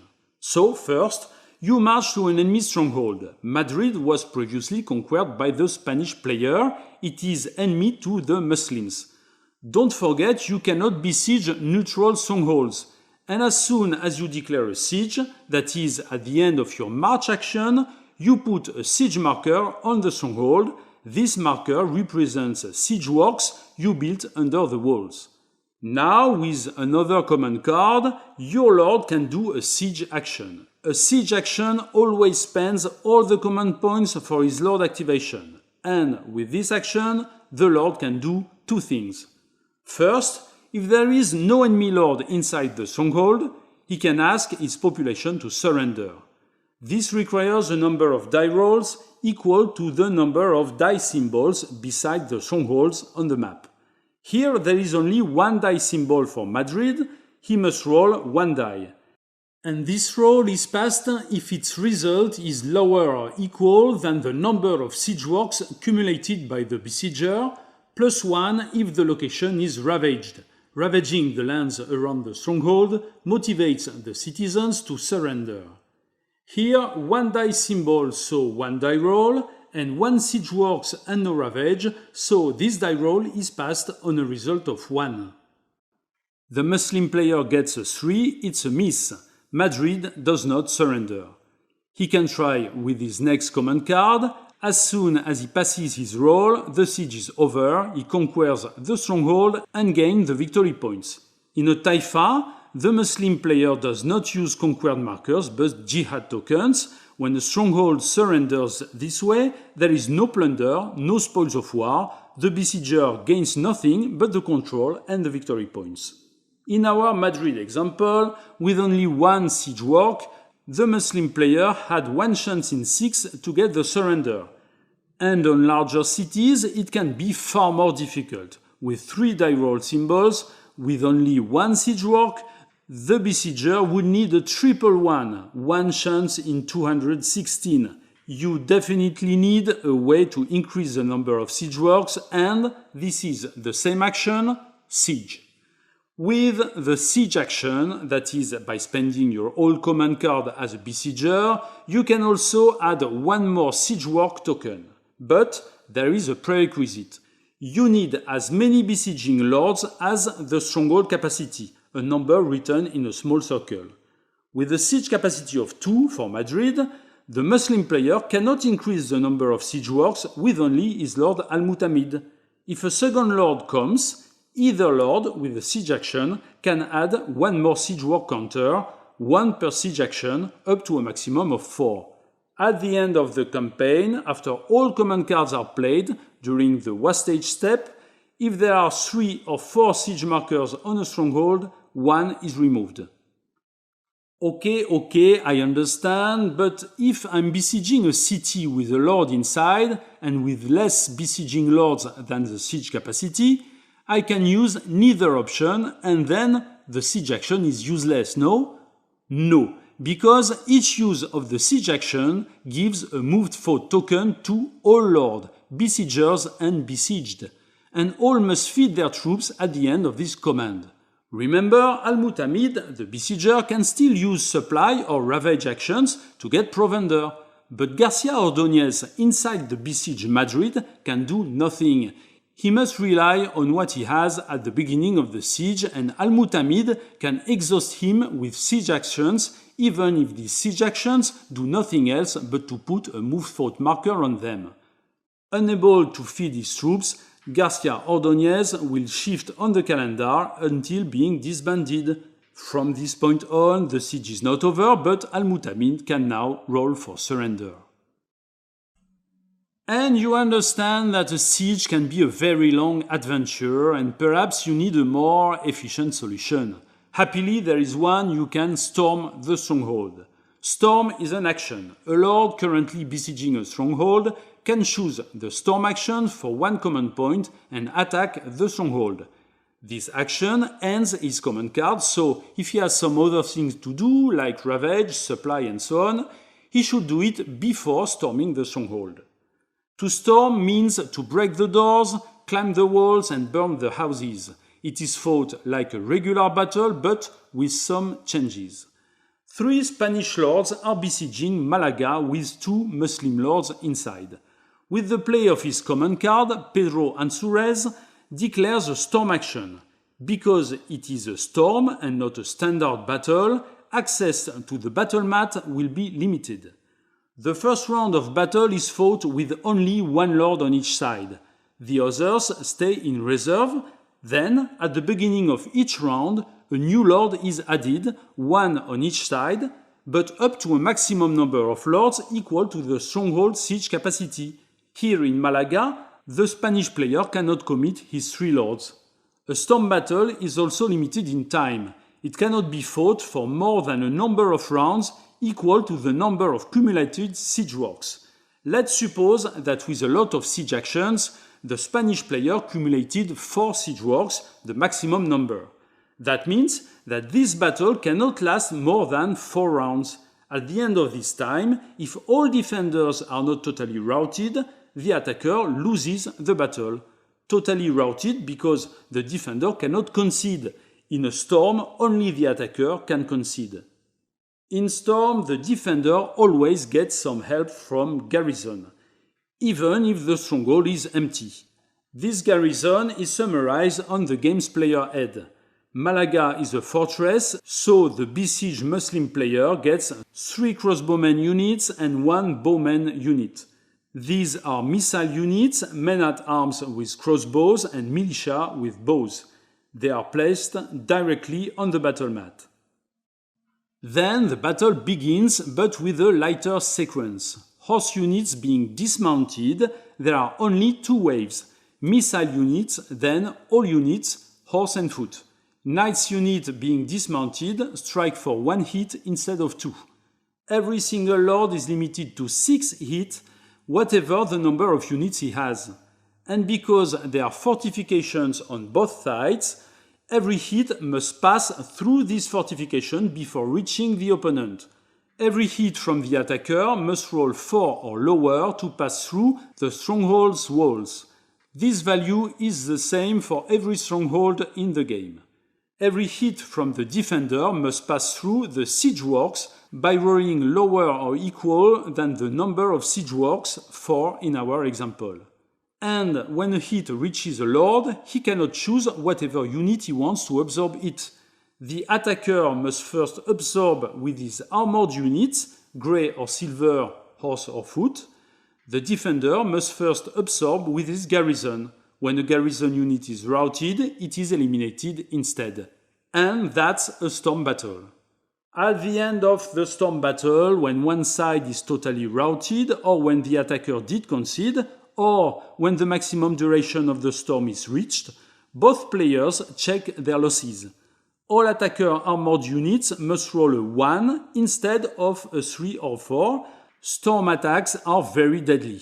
Then, if the defender wins, nothing happens. The attacker didn't break into the city, siege resumes, there is no retreat, so no service loss on the calendar and no spoils of war. If the attacker wins, he takes control of the stronghold. He puts a number of control markers or jihad markers equal to the number of grey squares on the map. Every defender lord is eliminated, no need for them to check for losses, and they are permanently eliminated until the end of the game. They cannot be mustered again later. The attacker gets spoils of war, all assets that belonged to the eliminated lords, plus a specific reward from the stronghold according to the stronghold's table. For a fortress like Malaga, Spanish player gains 1 coin, 1 loot and 3 provenders that he can distribute at will between his 3 lords. So, in order to take control of a stronghold, you have mainly two options. The first is to exhaust it with the siege action until it has no food, until its defender disband and you can force it to surrender, or you can storm it and take it by sheer strength. The first solution is long, the second is costly. The best strategy is often a mix of the two, a siege to lower the stronghold's defenses and add some useful siege works, then a storm to crack the nut. A lot of capabilities can also help you, whether you are the besieger or the besieged. Okay, and now what can you do if you are stuck in a besieged stronghold? What else can you do other than wait for your opponent to decide your fate? You can open the doors and attack your besieger. This is the sally action, the last action we didn't know. 3 Spanish lords are besieging 2 Muslim lords in Malaga. The Muslim player reveals his next command card. It is Lord Almoravid. Being besieged, he can do nothing but the sally action, and that's what he does. A sally battle is a standard battle. It's not like a storm with a lot of special rules. No. Because the Muslim lords leave the stronghold to fight their besieger in the fields, this battle doesn't benefit from the stronghold walls nor garrison. The Muslim lords are the attacker. And the only difference with the standard battle is that the defender, the besieger, can still hide in his siege trenches or behind his siege machines. He puts his siege works on the battle mat, and every hit caused by the attacker will have to pass through them with a roll lower or equal than the number of siege works counters. And that's pretty much it. If the attacker wins the besieged force, the defender, the besieger, must retreat. He leaves the location and the siege is over. And if the defender wins, the besieger, nothing happens. The sallying lords withdraw back into their stronghold and the siege goes on. Still, the sally action is always a little fruitful because even if it's a failure, the number of siege works is reduced to 1. A sally can be a good way to ruin the besieger's efforts and buy some more time. Finally, there is a last case. Here it is. Almoravid is currently besieged by King Alfonso inside the city of Toledo, and the Muslim player reveals Almundir's command card. Almundir marches to Toledo to help his friend. 2 Muslim lords in the same location as the Spanish army. Provided Alfonso doesn't avoid the fight, there should be a battle between both Muslim lords and the Spanish lord. But there's something unusual here because Lord Almoravid is locked inside the stronghold, and this is not his command. Still, he can freely take advantage of Almundir's attack and do a sally. This maneuver is called the relief sally. Almundir attacks, Alfonso defends, and this battle is fought out of the walls of Toledo. But on top of that, Almoravid can attack also from behind, from the inside of the stronghold, and this part of the attack is a sally. Alfonso will hit his attacker Almundir, Almundir will hit Alfonso, and Almoravid will hit Alfonso through the siege works that each hit will have to pass with a die roll. And I'd like to say, voila, my job is almost done. You know all the actions, you can march, you can fight, you can take enemy strongholds.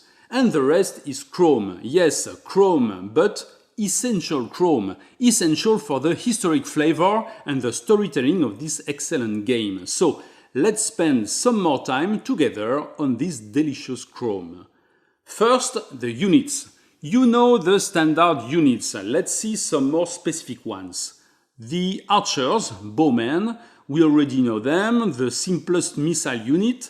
Every foot unit and light cavalry can get bows with the Arqueros or Alrama capabilities. With bows, a unit can inflict half a hit during the missile part of the battle, in addition to their natural hit capacity. Crossbows. This is also a capability but available only for men-at-arms and militia with cards Akara and Ballesteros. Just like bows, they give a special missile attack of half a hit, but the player firing the crossbows can choose which enemy unit will roll to absorb this hit. And on top of that, If his target is armored, it gets a penalty of -1 on its protection roll. With the Akara capability, Lord Abdallah can fire half a hit, rounded up to 1 hit, to Alfonso's army. He can choose his target, the knight unit, which must roll for protection with a -1 penalty, 3 instead of 4. Next one, Slingers, also with capability cards that can change a maximum of 3 militia into slingers. They work just like archers, but doing 1 hit each instead of 1/2. This is valid only during a battle, during a storm that is in a stronghold. Slingers inflict half a hit like archers. After that comes the Javelins, capability cards Jabalinas and Haba. Javelins are a 1-hit missile weapon for 4 militia, serfs or light cavalry units and usable only once during a given battle or half a hit during a storm. A special marker is used to show that a unit with javelins used it and cannot use it anymore during the same battle. Okay, that's it for the 4 kinds of missile units, all coming from capability cards. And we must now talk about African units, the Blue Horse and Foot units. They enter the game on the Almoravid's Lord's Mat, Yusuf and Sir. They are not available before year 1086, turn 9. They both come with a huge army, mainly made of African units. African cavalry has intrinsic javelins. They can use javelins as if their lord had the Harba capability card. They are not armored but get a protection roll of 2 instead of 1. This is because they can evade enemy attacks. This works exactly like a standard protection roll of 2, but evasion is not possible against a missile attack or during a storm. In both cases, protection roll becomes 1. African foot units have intrinsic archers, bowmen, without needing a capability card. They have an armor of 2. Beware, this is very different from the African cavalry's protection roll of 2. African foot units don't evade. This is a true armor which is still effective against missile units or during a storm attack. And finally, serf units. Only Spanish lords have them. They are simply peasants that take care of carts and mules and can, in the middle of the fight, take up arms and help their army. Their strength is 1/2 and their protection value is 0. That means that every time a serf is chosen to absorb a hit, it is just eliminated, without any die roll. It is eliminated and not routed, it is out of the game and cannot be recovered at the end of the battle. Once a lord has lost his serf unit, he can regain it for free when he musters a cart or a mule during the levy step. He gets 1 serf back and only 1 until it is eliminated again in battle and can be regained again by mustering a cart or a mule. After the special units come the special lords, and of course the Almoravid lords who give their name to the game, Yusuf ibn Tashufin and Sir ibn Abi Bakr. These 2 lords are not available before year 1086, that is turn 9, and so, from turn 9, they can be recruited by the Muslim player but not through usual mustering during the levy step. No, because they don't have a fealty value. Instead, they can be recruited during the call to arms phase of the levy step. This is free, automatic and very easy. You just add a seed token to the city of Algeciras and put there the Lord Cylinder. It costs no lordship and needs no die roll. Only 1 Almoravid lord can be recruited during a call to arms phase, so you need 2 turns to recruit both. Yusuf and Sir come with huge armies, mainly made of African troops, those with intrinsic missile weapons, and a collection of specific capability cards that make them even stronger. On the other side, they have a low logistic capacity, only 1 mule each at start, and quite a low command rating of 2, but still, they are a great help to the Muslim side. That being said, the Almoravids are for the Muslim player a true dilemma, because their coming to the European ground is a loss of independence for the Taifa lords, and so during each call to arms phase, If Yusuf and Seer are available, the Muslim player can choose not to recruit them and instead to shift their cylinder to the next turn. He refuses their help and by doing so strengthens the Taifa's independence. This gives him 1 victory point that he adds to his Taifa box and 1 jihad token he puts in any stronghold under Parias or Reconquista status. And thus, the Muslim player, beginning with turn 9, can gain 1 victory point and 1 jihad per turn just by postponing Yusuf and Seer availability. As soon as one Almoravid lord is recruited, this gain is no more possible. So, you understand the dilemma: military strength or political independence, a tough choice. Once on the map, as a call to arms option, Yusuf can freely muster a Taifa lord if he is on this lord's seat, with no lordship cost and no filthy die roll. If the Taifa lord is already on the map, he can instead shift his service marker 2 boxes to the right. Only Yusuf can do that, and it is in addition to his normal muster capacity during the levy step with his 2 lordship points. 2 turns after Yusuf or Seer enter the game, Eudes Ier, Duc de Bourgogne, becomes available to the Spanish player. The entry of the Almoravids is the signal of a religious radicalization that leads to Eudes' crusade from his faraway Burgundy. From then, he becomes available for free during any following call to arms phase. Recruiting Eudes gives 1 jihad marker to the Muslim player that he can put on any stronghold under Paria or Reconquista status. Eudes has no filthy rating and cannot be mustered in any other way. And here comes Rodrigo. Rodrigo Diaz de Vivar was a key figure in the military and political arena of the time. First exiled out of the Kingdom of Spain because he was too powerful and impossible to control, he fought for the Muslim Taifa lords, then flipped back to Alfonso's allegiance, becoming the nowadays Spanish national hero. At the beginning of the game, Rodrigo is known as Rodrigo Al-Sayed and belongs to the Muslim side. He is not on the map, but he is available from turn 1 on the calendar. Without a filthy rating, he cannot be mustered the regular way. Instead, the Muslim player can recruit him as his action for the call to arms phase. He put Rodrigo's cylinder in any friendly stronghold that becomes Rodrigo's seat. It costs 3 coins from any Muslim lords or from the Taifa box. At the beginning of the game, Rodrigo's army is better than any other Taifa lords, and Rodrigo is easy to recruit.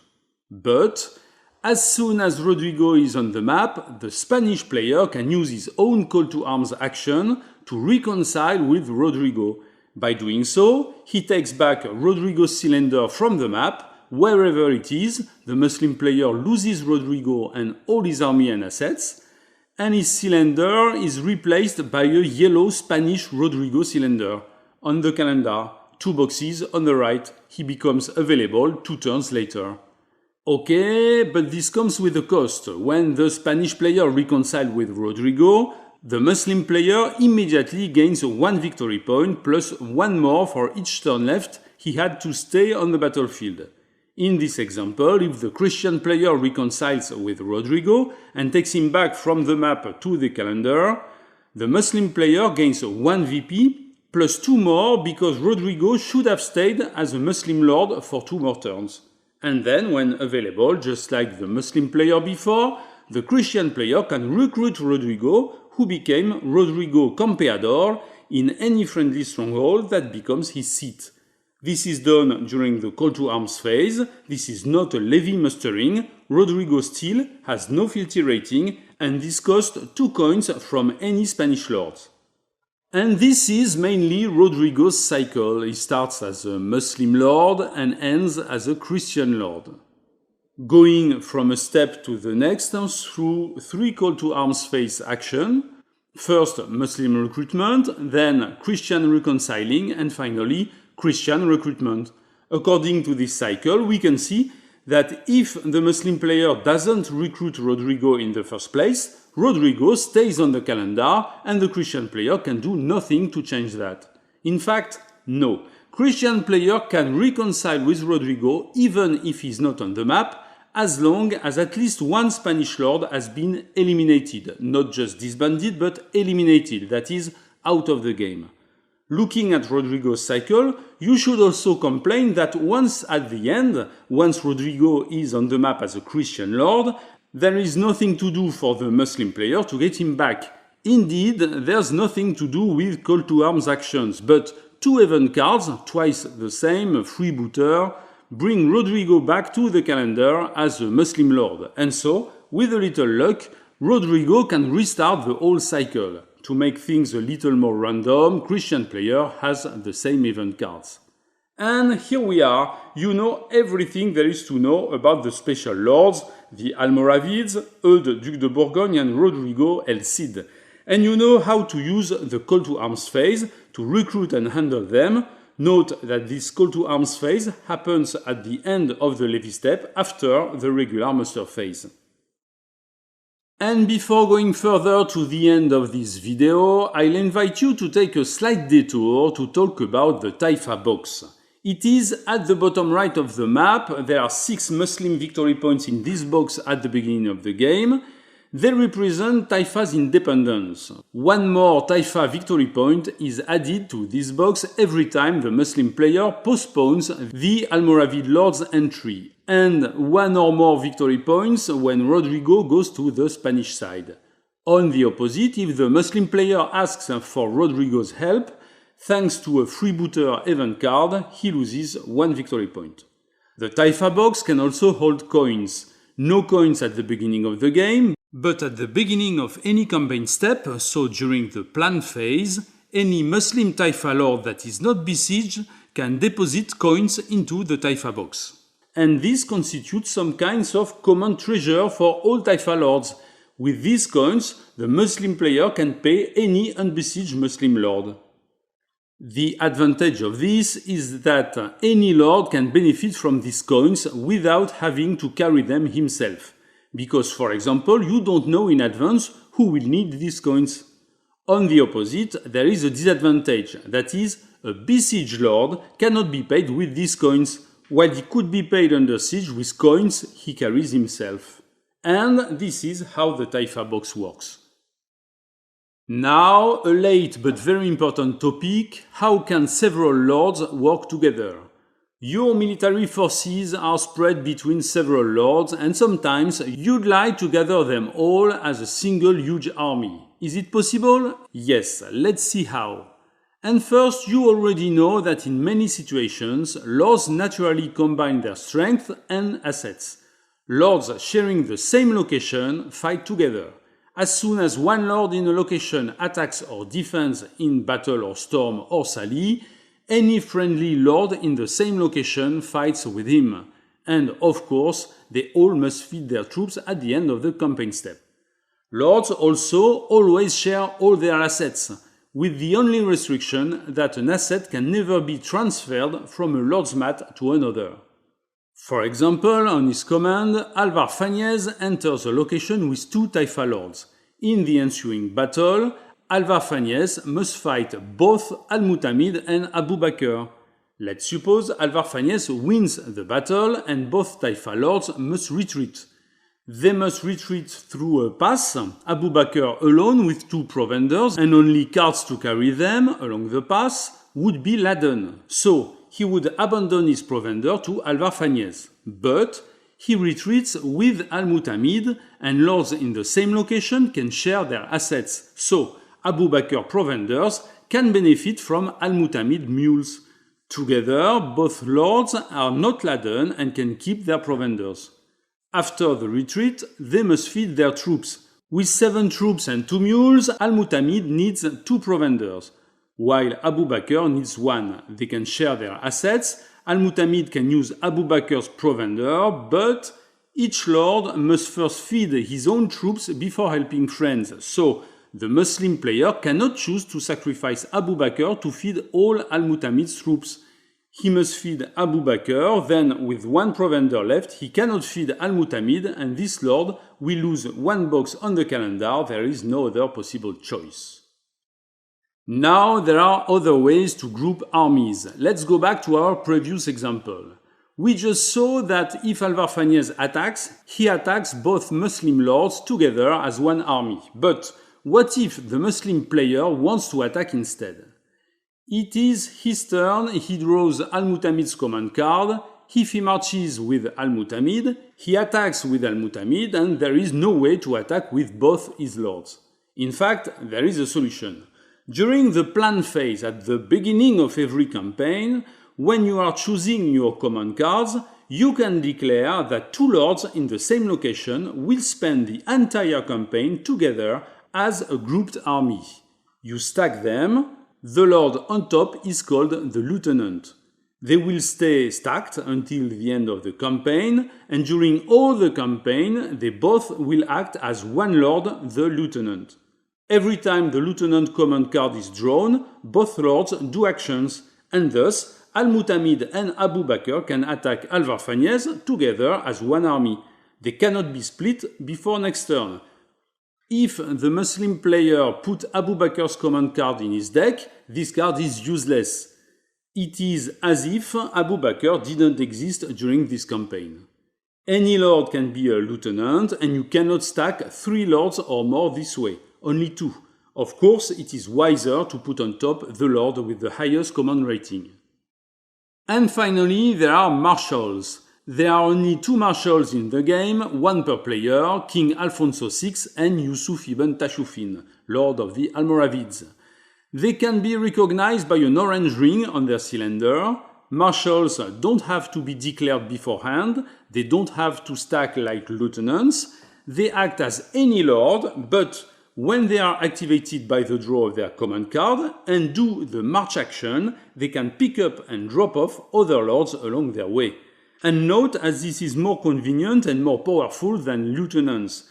Lord Yusuf's command card is drawn. He marches twice and picks up the 2 other lords on his way to attack Alvar Fanez with a full army of 3 lords. A marshal can pick up as many lords as he wishes. Of course, the 3 lords in our example must feed their troops. If later Abu Bakr's command card is drawn, he can activate, but alone. Fine, you know almost everything there's to know, so it's time to take a step back and look at the campaign scenario as a whole. Okay, this is the map at the beginning of the Grand Campaign scenario. Players have 14 turns to become the only master of the Iberian Peninsula. 14 turns, but not 14 times the same turn. First, there are seasons: spring, summer, autumn, and winter. The number of command cards each player selects for his command deck changes with season: 7, 8, 7, and 0 for winter. At the end of spring, so at the end of turns 2 and 10, peasants are farming on their lands, and so each player can remove half their opponent's Ravage markers, fractions rounded down. And at the end of summer, at the end of turns 4 and 12, when all things wear out, each player loses half his cards and half his mules, fractions rounded down. Then winter is a very special season. In a nutshell, everybody goes back home as soon as the first snow falls and stays warm until next spring. So there is no levy and no campaign steps for turn 7 and 8. On turn 7, players go through a standard pay or disband phase, as usual. Then all remaining lords are removed from the map. Their mats are reset, all general capabilities are also lost, and if Taifa lords are thus removed from the map, their Taifa kingdom status don't change. They stay as they are during the winter. And then when spring comes, at the beginning of turn 9, all lords are put back to their seat stronghold with their starting forces. Their service markers are put on the calendar a number of boxes to the right equal to their service rating. In other words, winter acts as a big reset. All lords that survived the year 1085 take a good winter rest and start again in 1086, fresher than ever. Still, there are some special cases. First, Taifa Lord service markers are not simply put on the calendar in line with their service values. Instead, the Muslim player takes 1 command card for each lord he must place. He shuffles all the command cards and draws them one by one. The first Lord service marker is placed on turn 10, then the next turn 11, and so on. Almoravid, Emir of Sevilla, does not take part in the random draw. His service marker is always placed on turn 14. Besieging and besieged lords stay where they are during winter. They don't go back home and go on with their siege during the 2 months of winter. In fact, this is not a real siege. No siege actions are allowed, nor storm, nor sally. On turn 7 and 8, the besieger can do one supply or one ravage action. The besieger cannot. And then, both besieging and besieged lords must feed their troops. The same twice for turn 7 and 8, and they stay where they are and how they are for turn 9.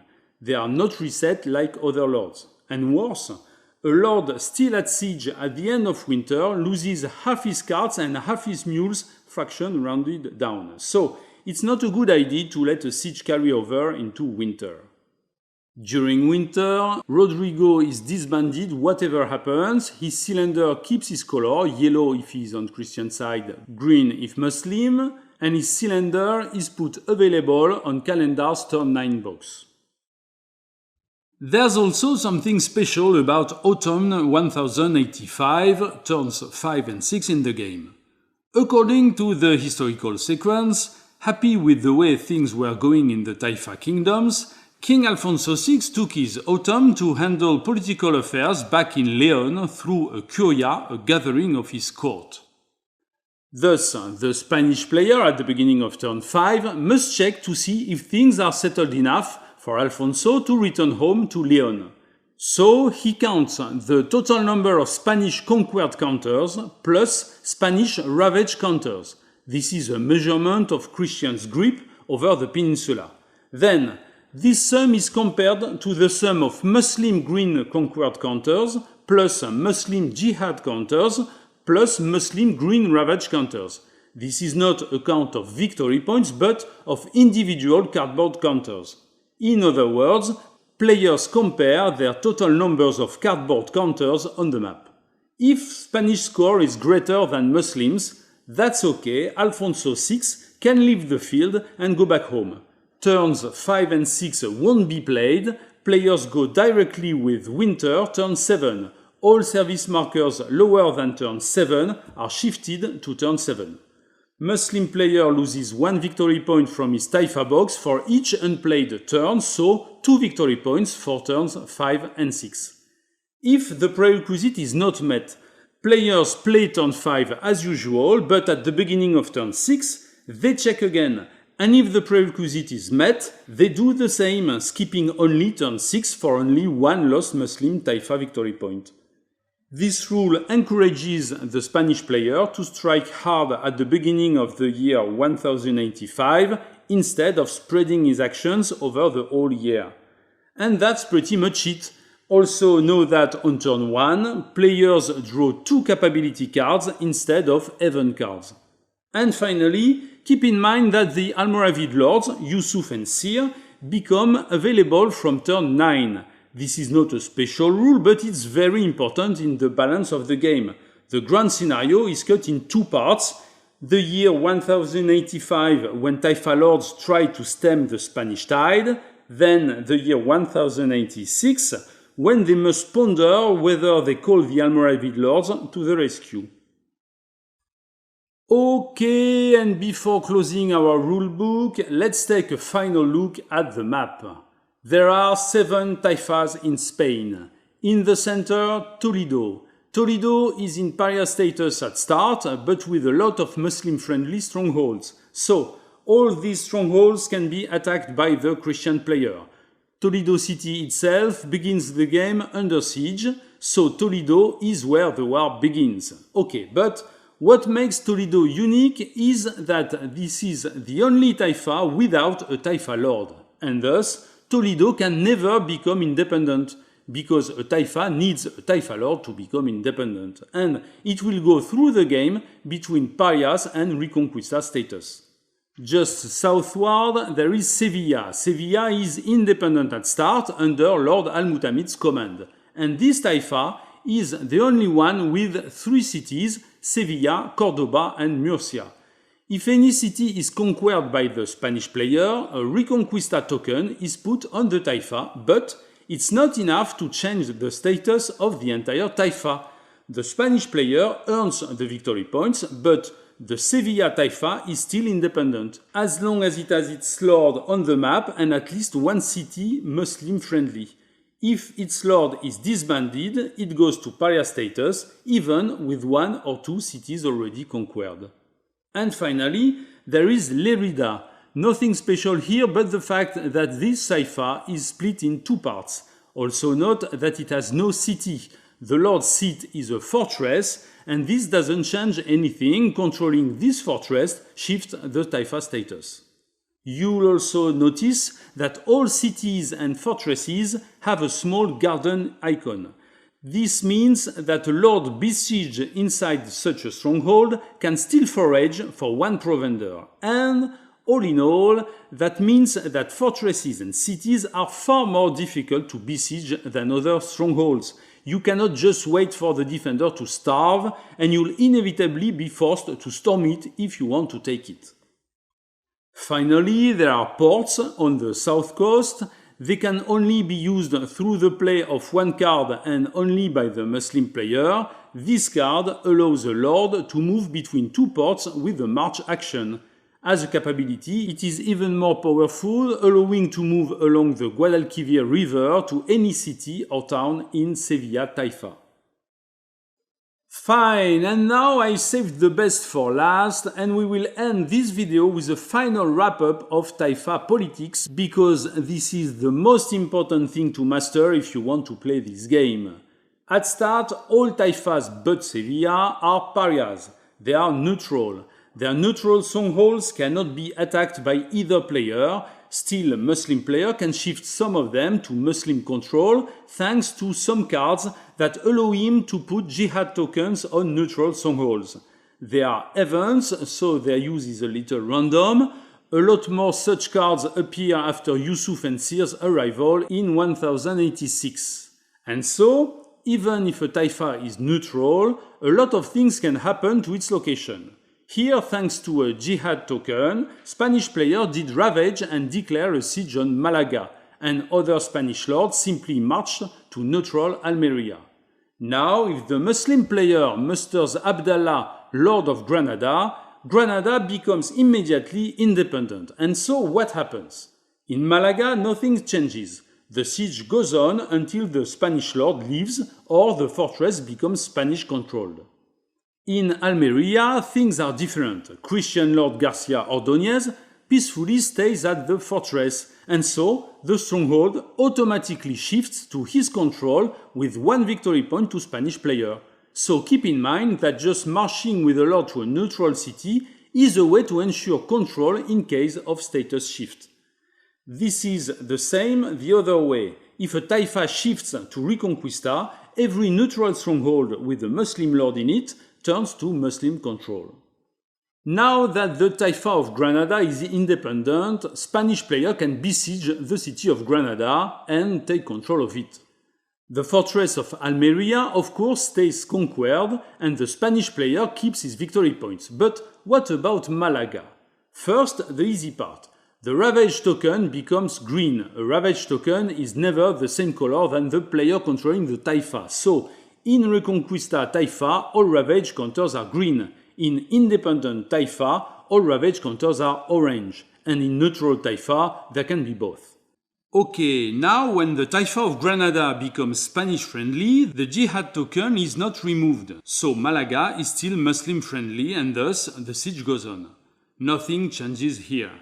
This part of the rule is very tricky because let's suppose that later Malaga falls to Spanish control. Because the Taifa of Granada is Spanish-friendly, the Spanish player does not put a conquered marker on Malaga. He just removes the jihad token. The conquered Spanish token on Granada or Almeria stay there because these strongholds were conquered when the Taifa was Muslim-friendly or neutral. Now that the Taifa is Spanish-friendly, no new Spanish control token can be added on a stronghold. Fine. Now, fasten your seatbelt, it gets even trickier. The Muslim player starts the siege of Malaga and he also besieges Granada and takes it back. The Taifa goes back to independent status, and in Malaga, this is not the same case as before, because there is no token to show that the stronghold is Spanish friendly. As soon as the Taifa itself becomes Muslim, all its locations without any special token becomes Muslim friendly. So there is no further reason to have a siege here. A Muslim army cannot besiege a Muslim stronghold. I know this point is really difficult. Let's try to summarize it as clearly as possible. First, you can only besiege enemy strongholds, either because they belong to an enemy Taifa or on a friendly or neutral Taifa if they bear an enemy control marker. Then, once your siege is victorious, you put your own control marker only if the Taifa is not friendly. In a friendly Taifa, a successful siege is a liberation that just removes the enemy marker. And then, when the Taifa status changes, control markers stay where they are. Thus, stronghold allegiance changes only for strongholds without any control marker. And if you are besieging such a stronghold, it changes allegiance and your siege just stops. Now, there's not much more to say, just to finish this diagram. And first, when a Taifa goes back to neutral status, what happens to siege in progress? In fact, this is just a variation of the previous case. If there is an enemy control marker on the stronghold, nothing changes and the siege goes on. But without enemy marker, the stronghold should go back to neutrality. The besieging player must immediately make a choice. He can stop the siege, he removes his siege markers and his lord is now just on the same location as the neutral stronghold, or he can give up the stronghold to his opponent, add an opponent's control marker and go on with his siege. Finally, when a Taifa goes back from independent status to parias, that means that the Taifa lord withdraws from the war and goes back in line under Spanish rule, his subjects paying the paria tax again. Thus, a Spanish player gains a number of coins equal to the disbanded Taifa lord's service rating. This value is not paid by the Muslim player but taken from the coin general stock. And voila, I have nothing else to teach you. I think you are ready to play. Show my video to a friend of yours and you'll have an opponent to play this wonderful game. Thanks to Volkoranki, Almoravid makes you live a little-known historical period from the inside. I hope you enjoyed my video and I hope you'll enjoy the game as well. I put on the Board Game Geek dedicated page all players' aid you saw as panels in my video. Farewell, play well et à bientôt chez Jean-Michel Grosjeu.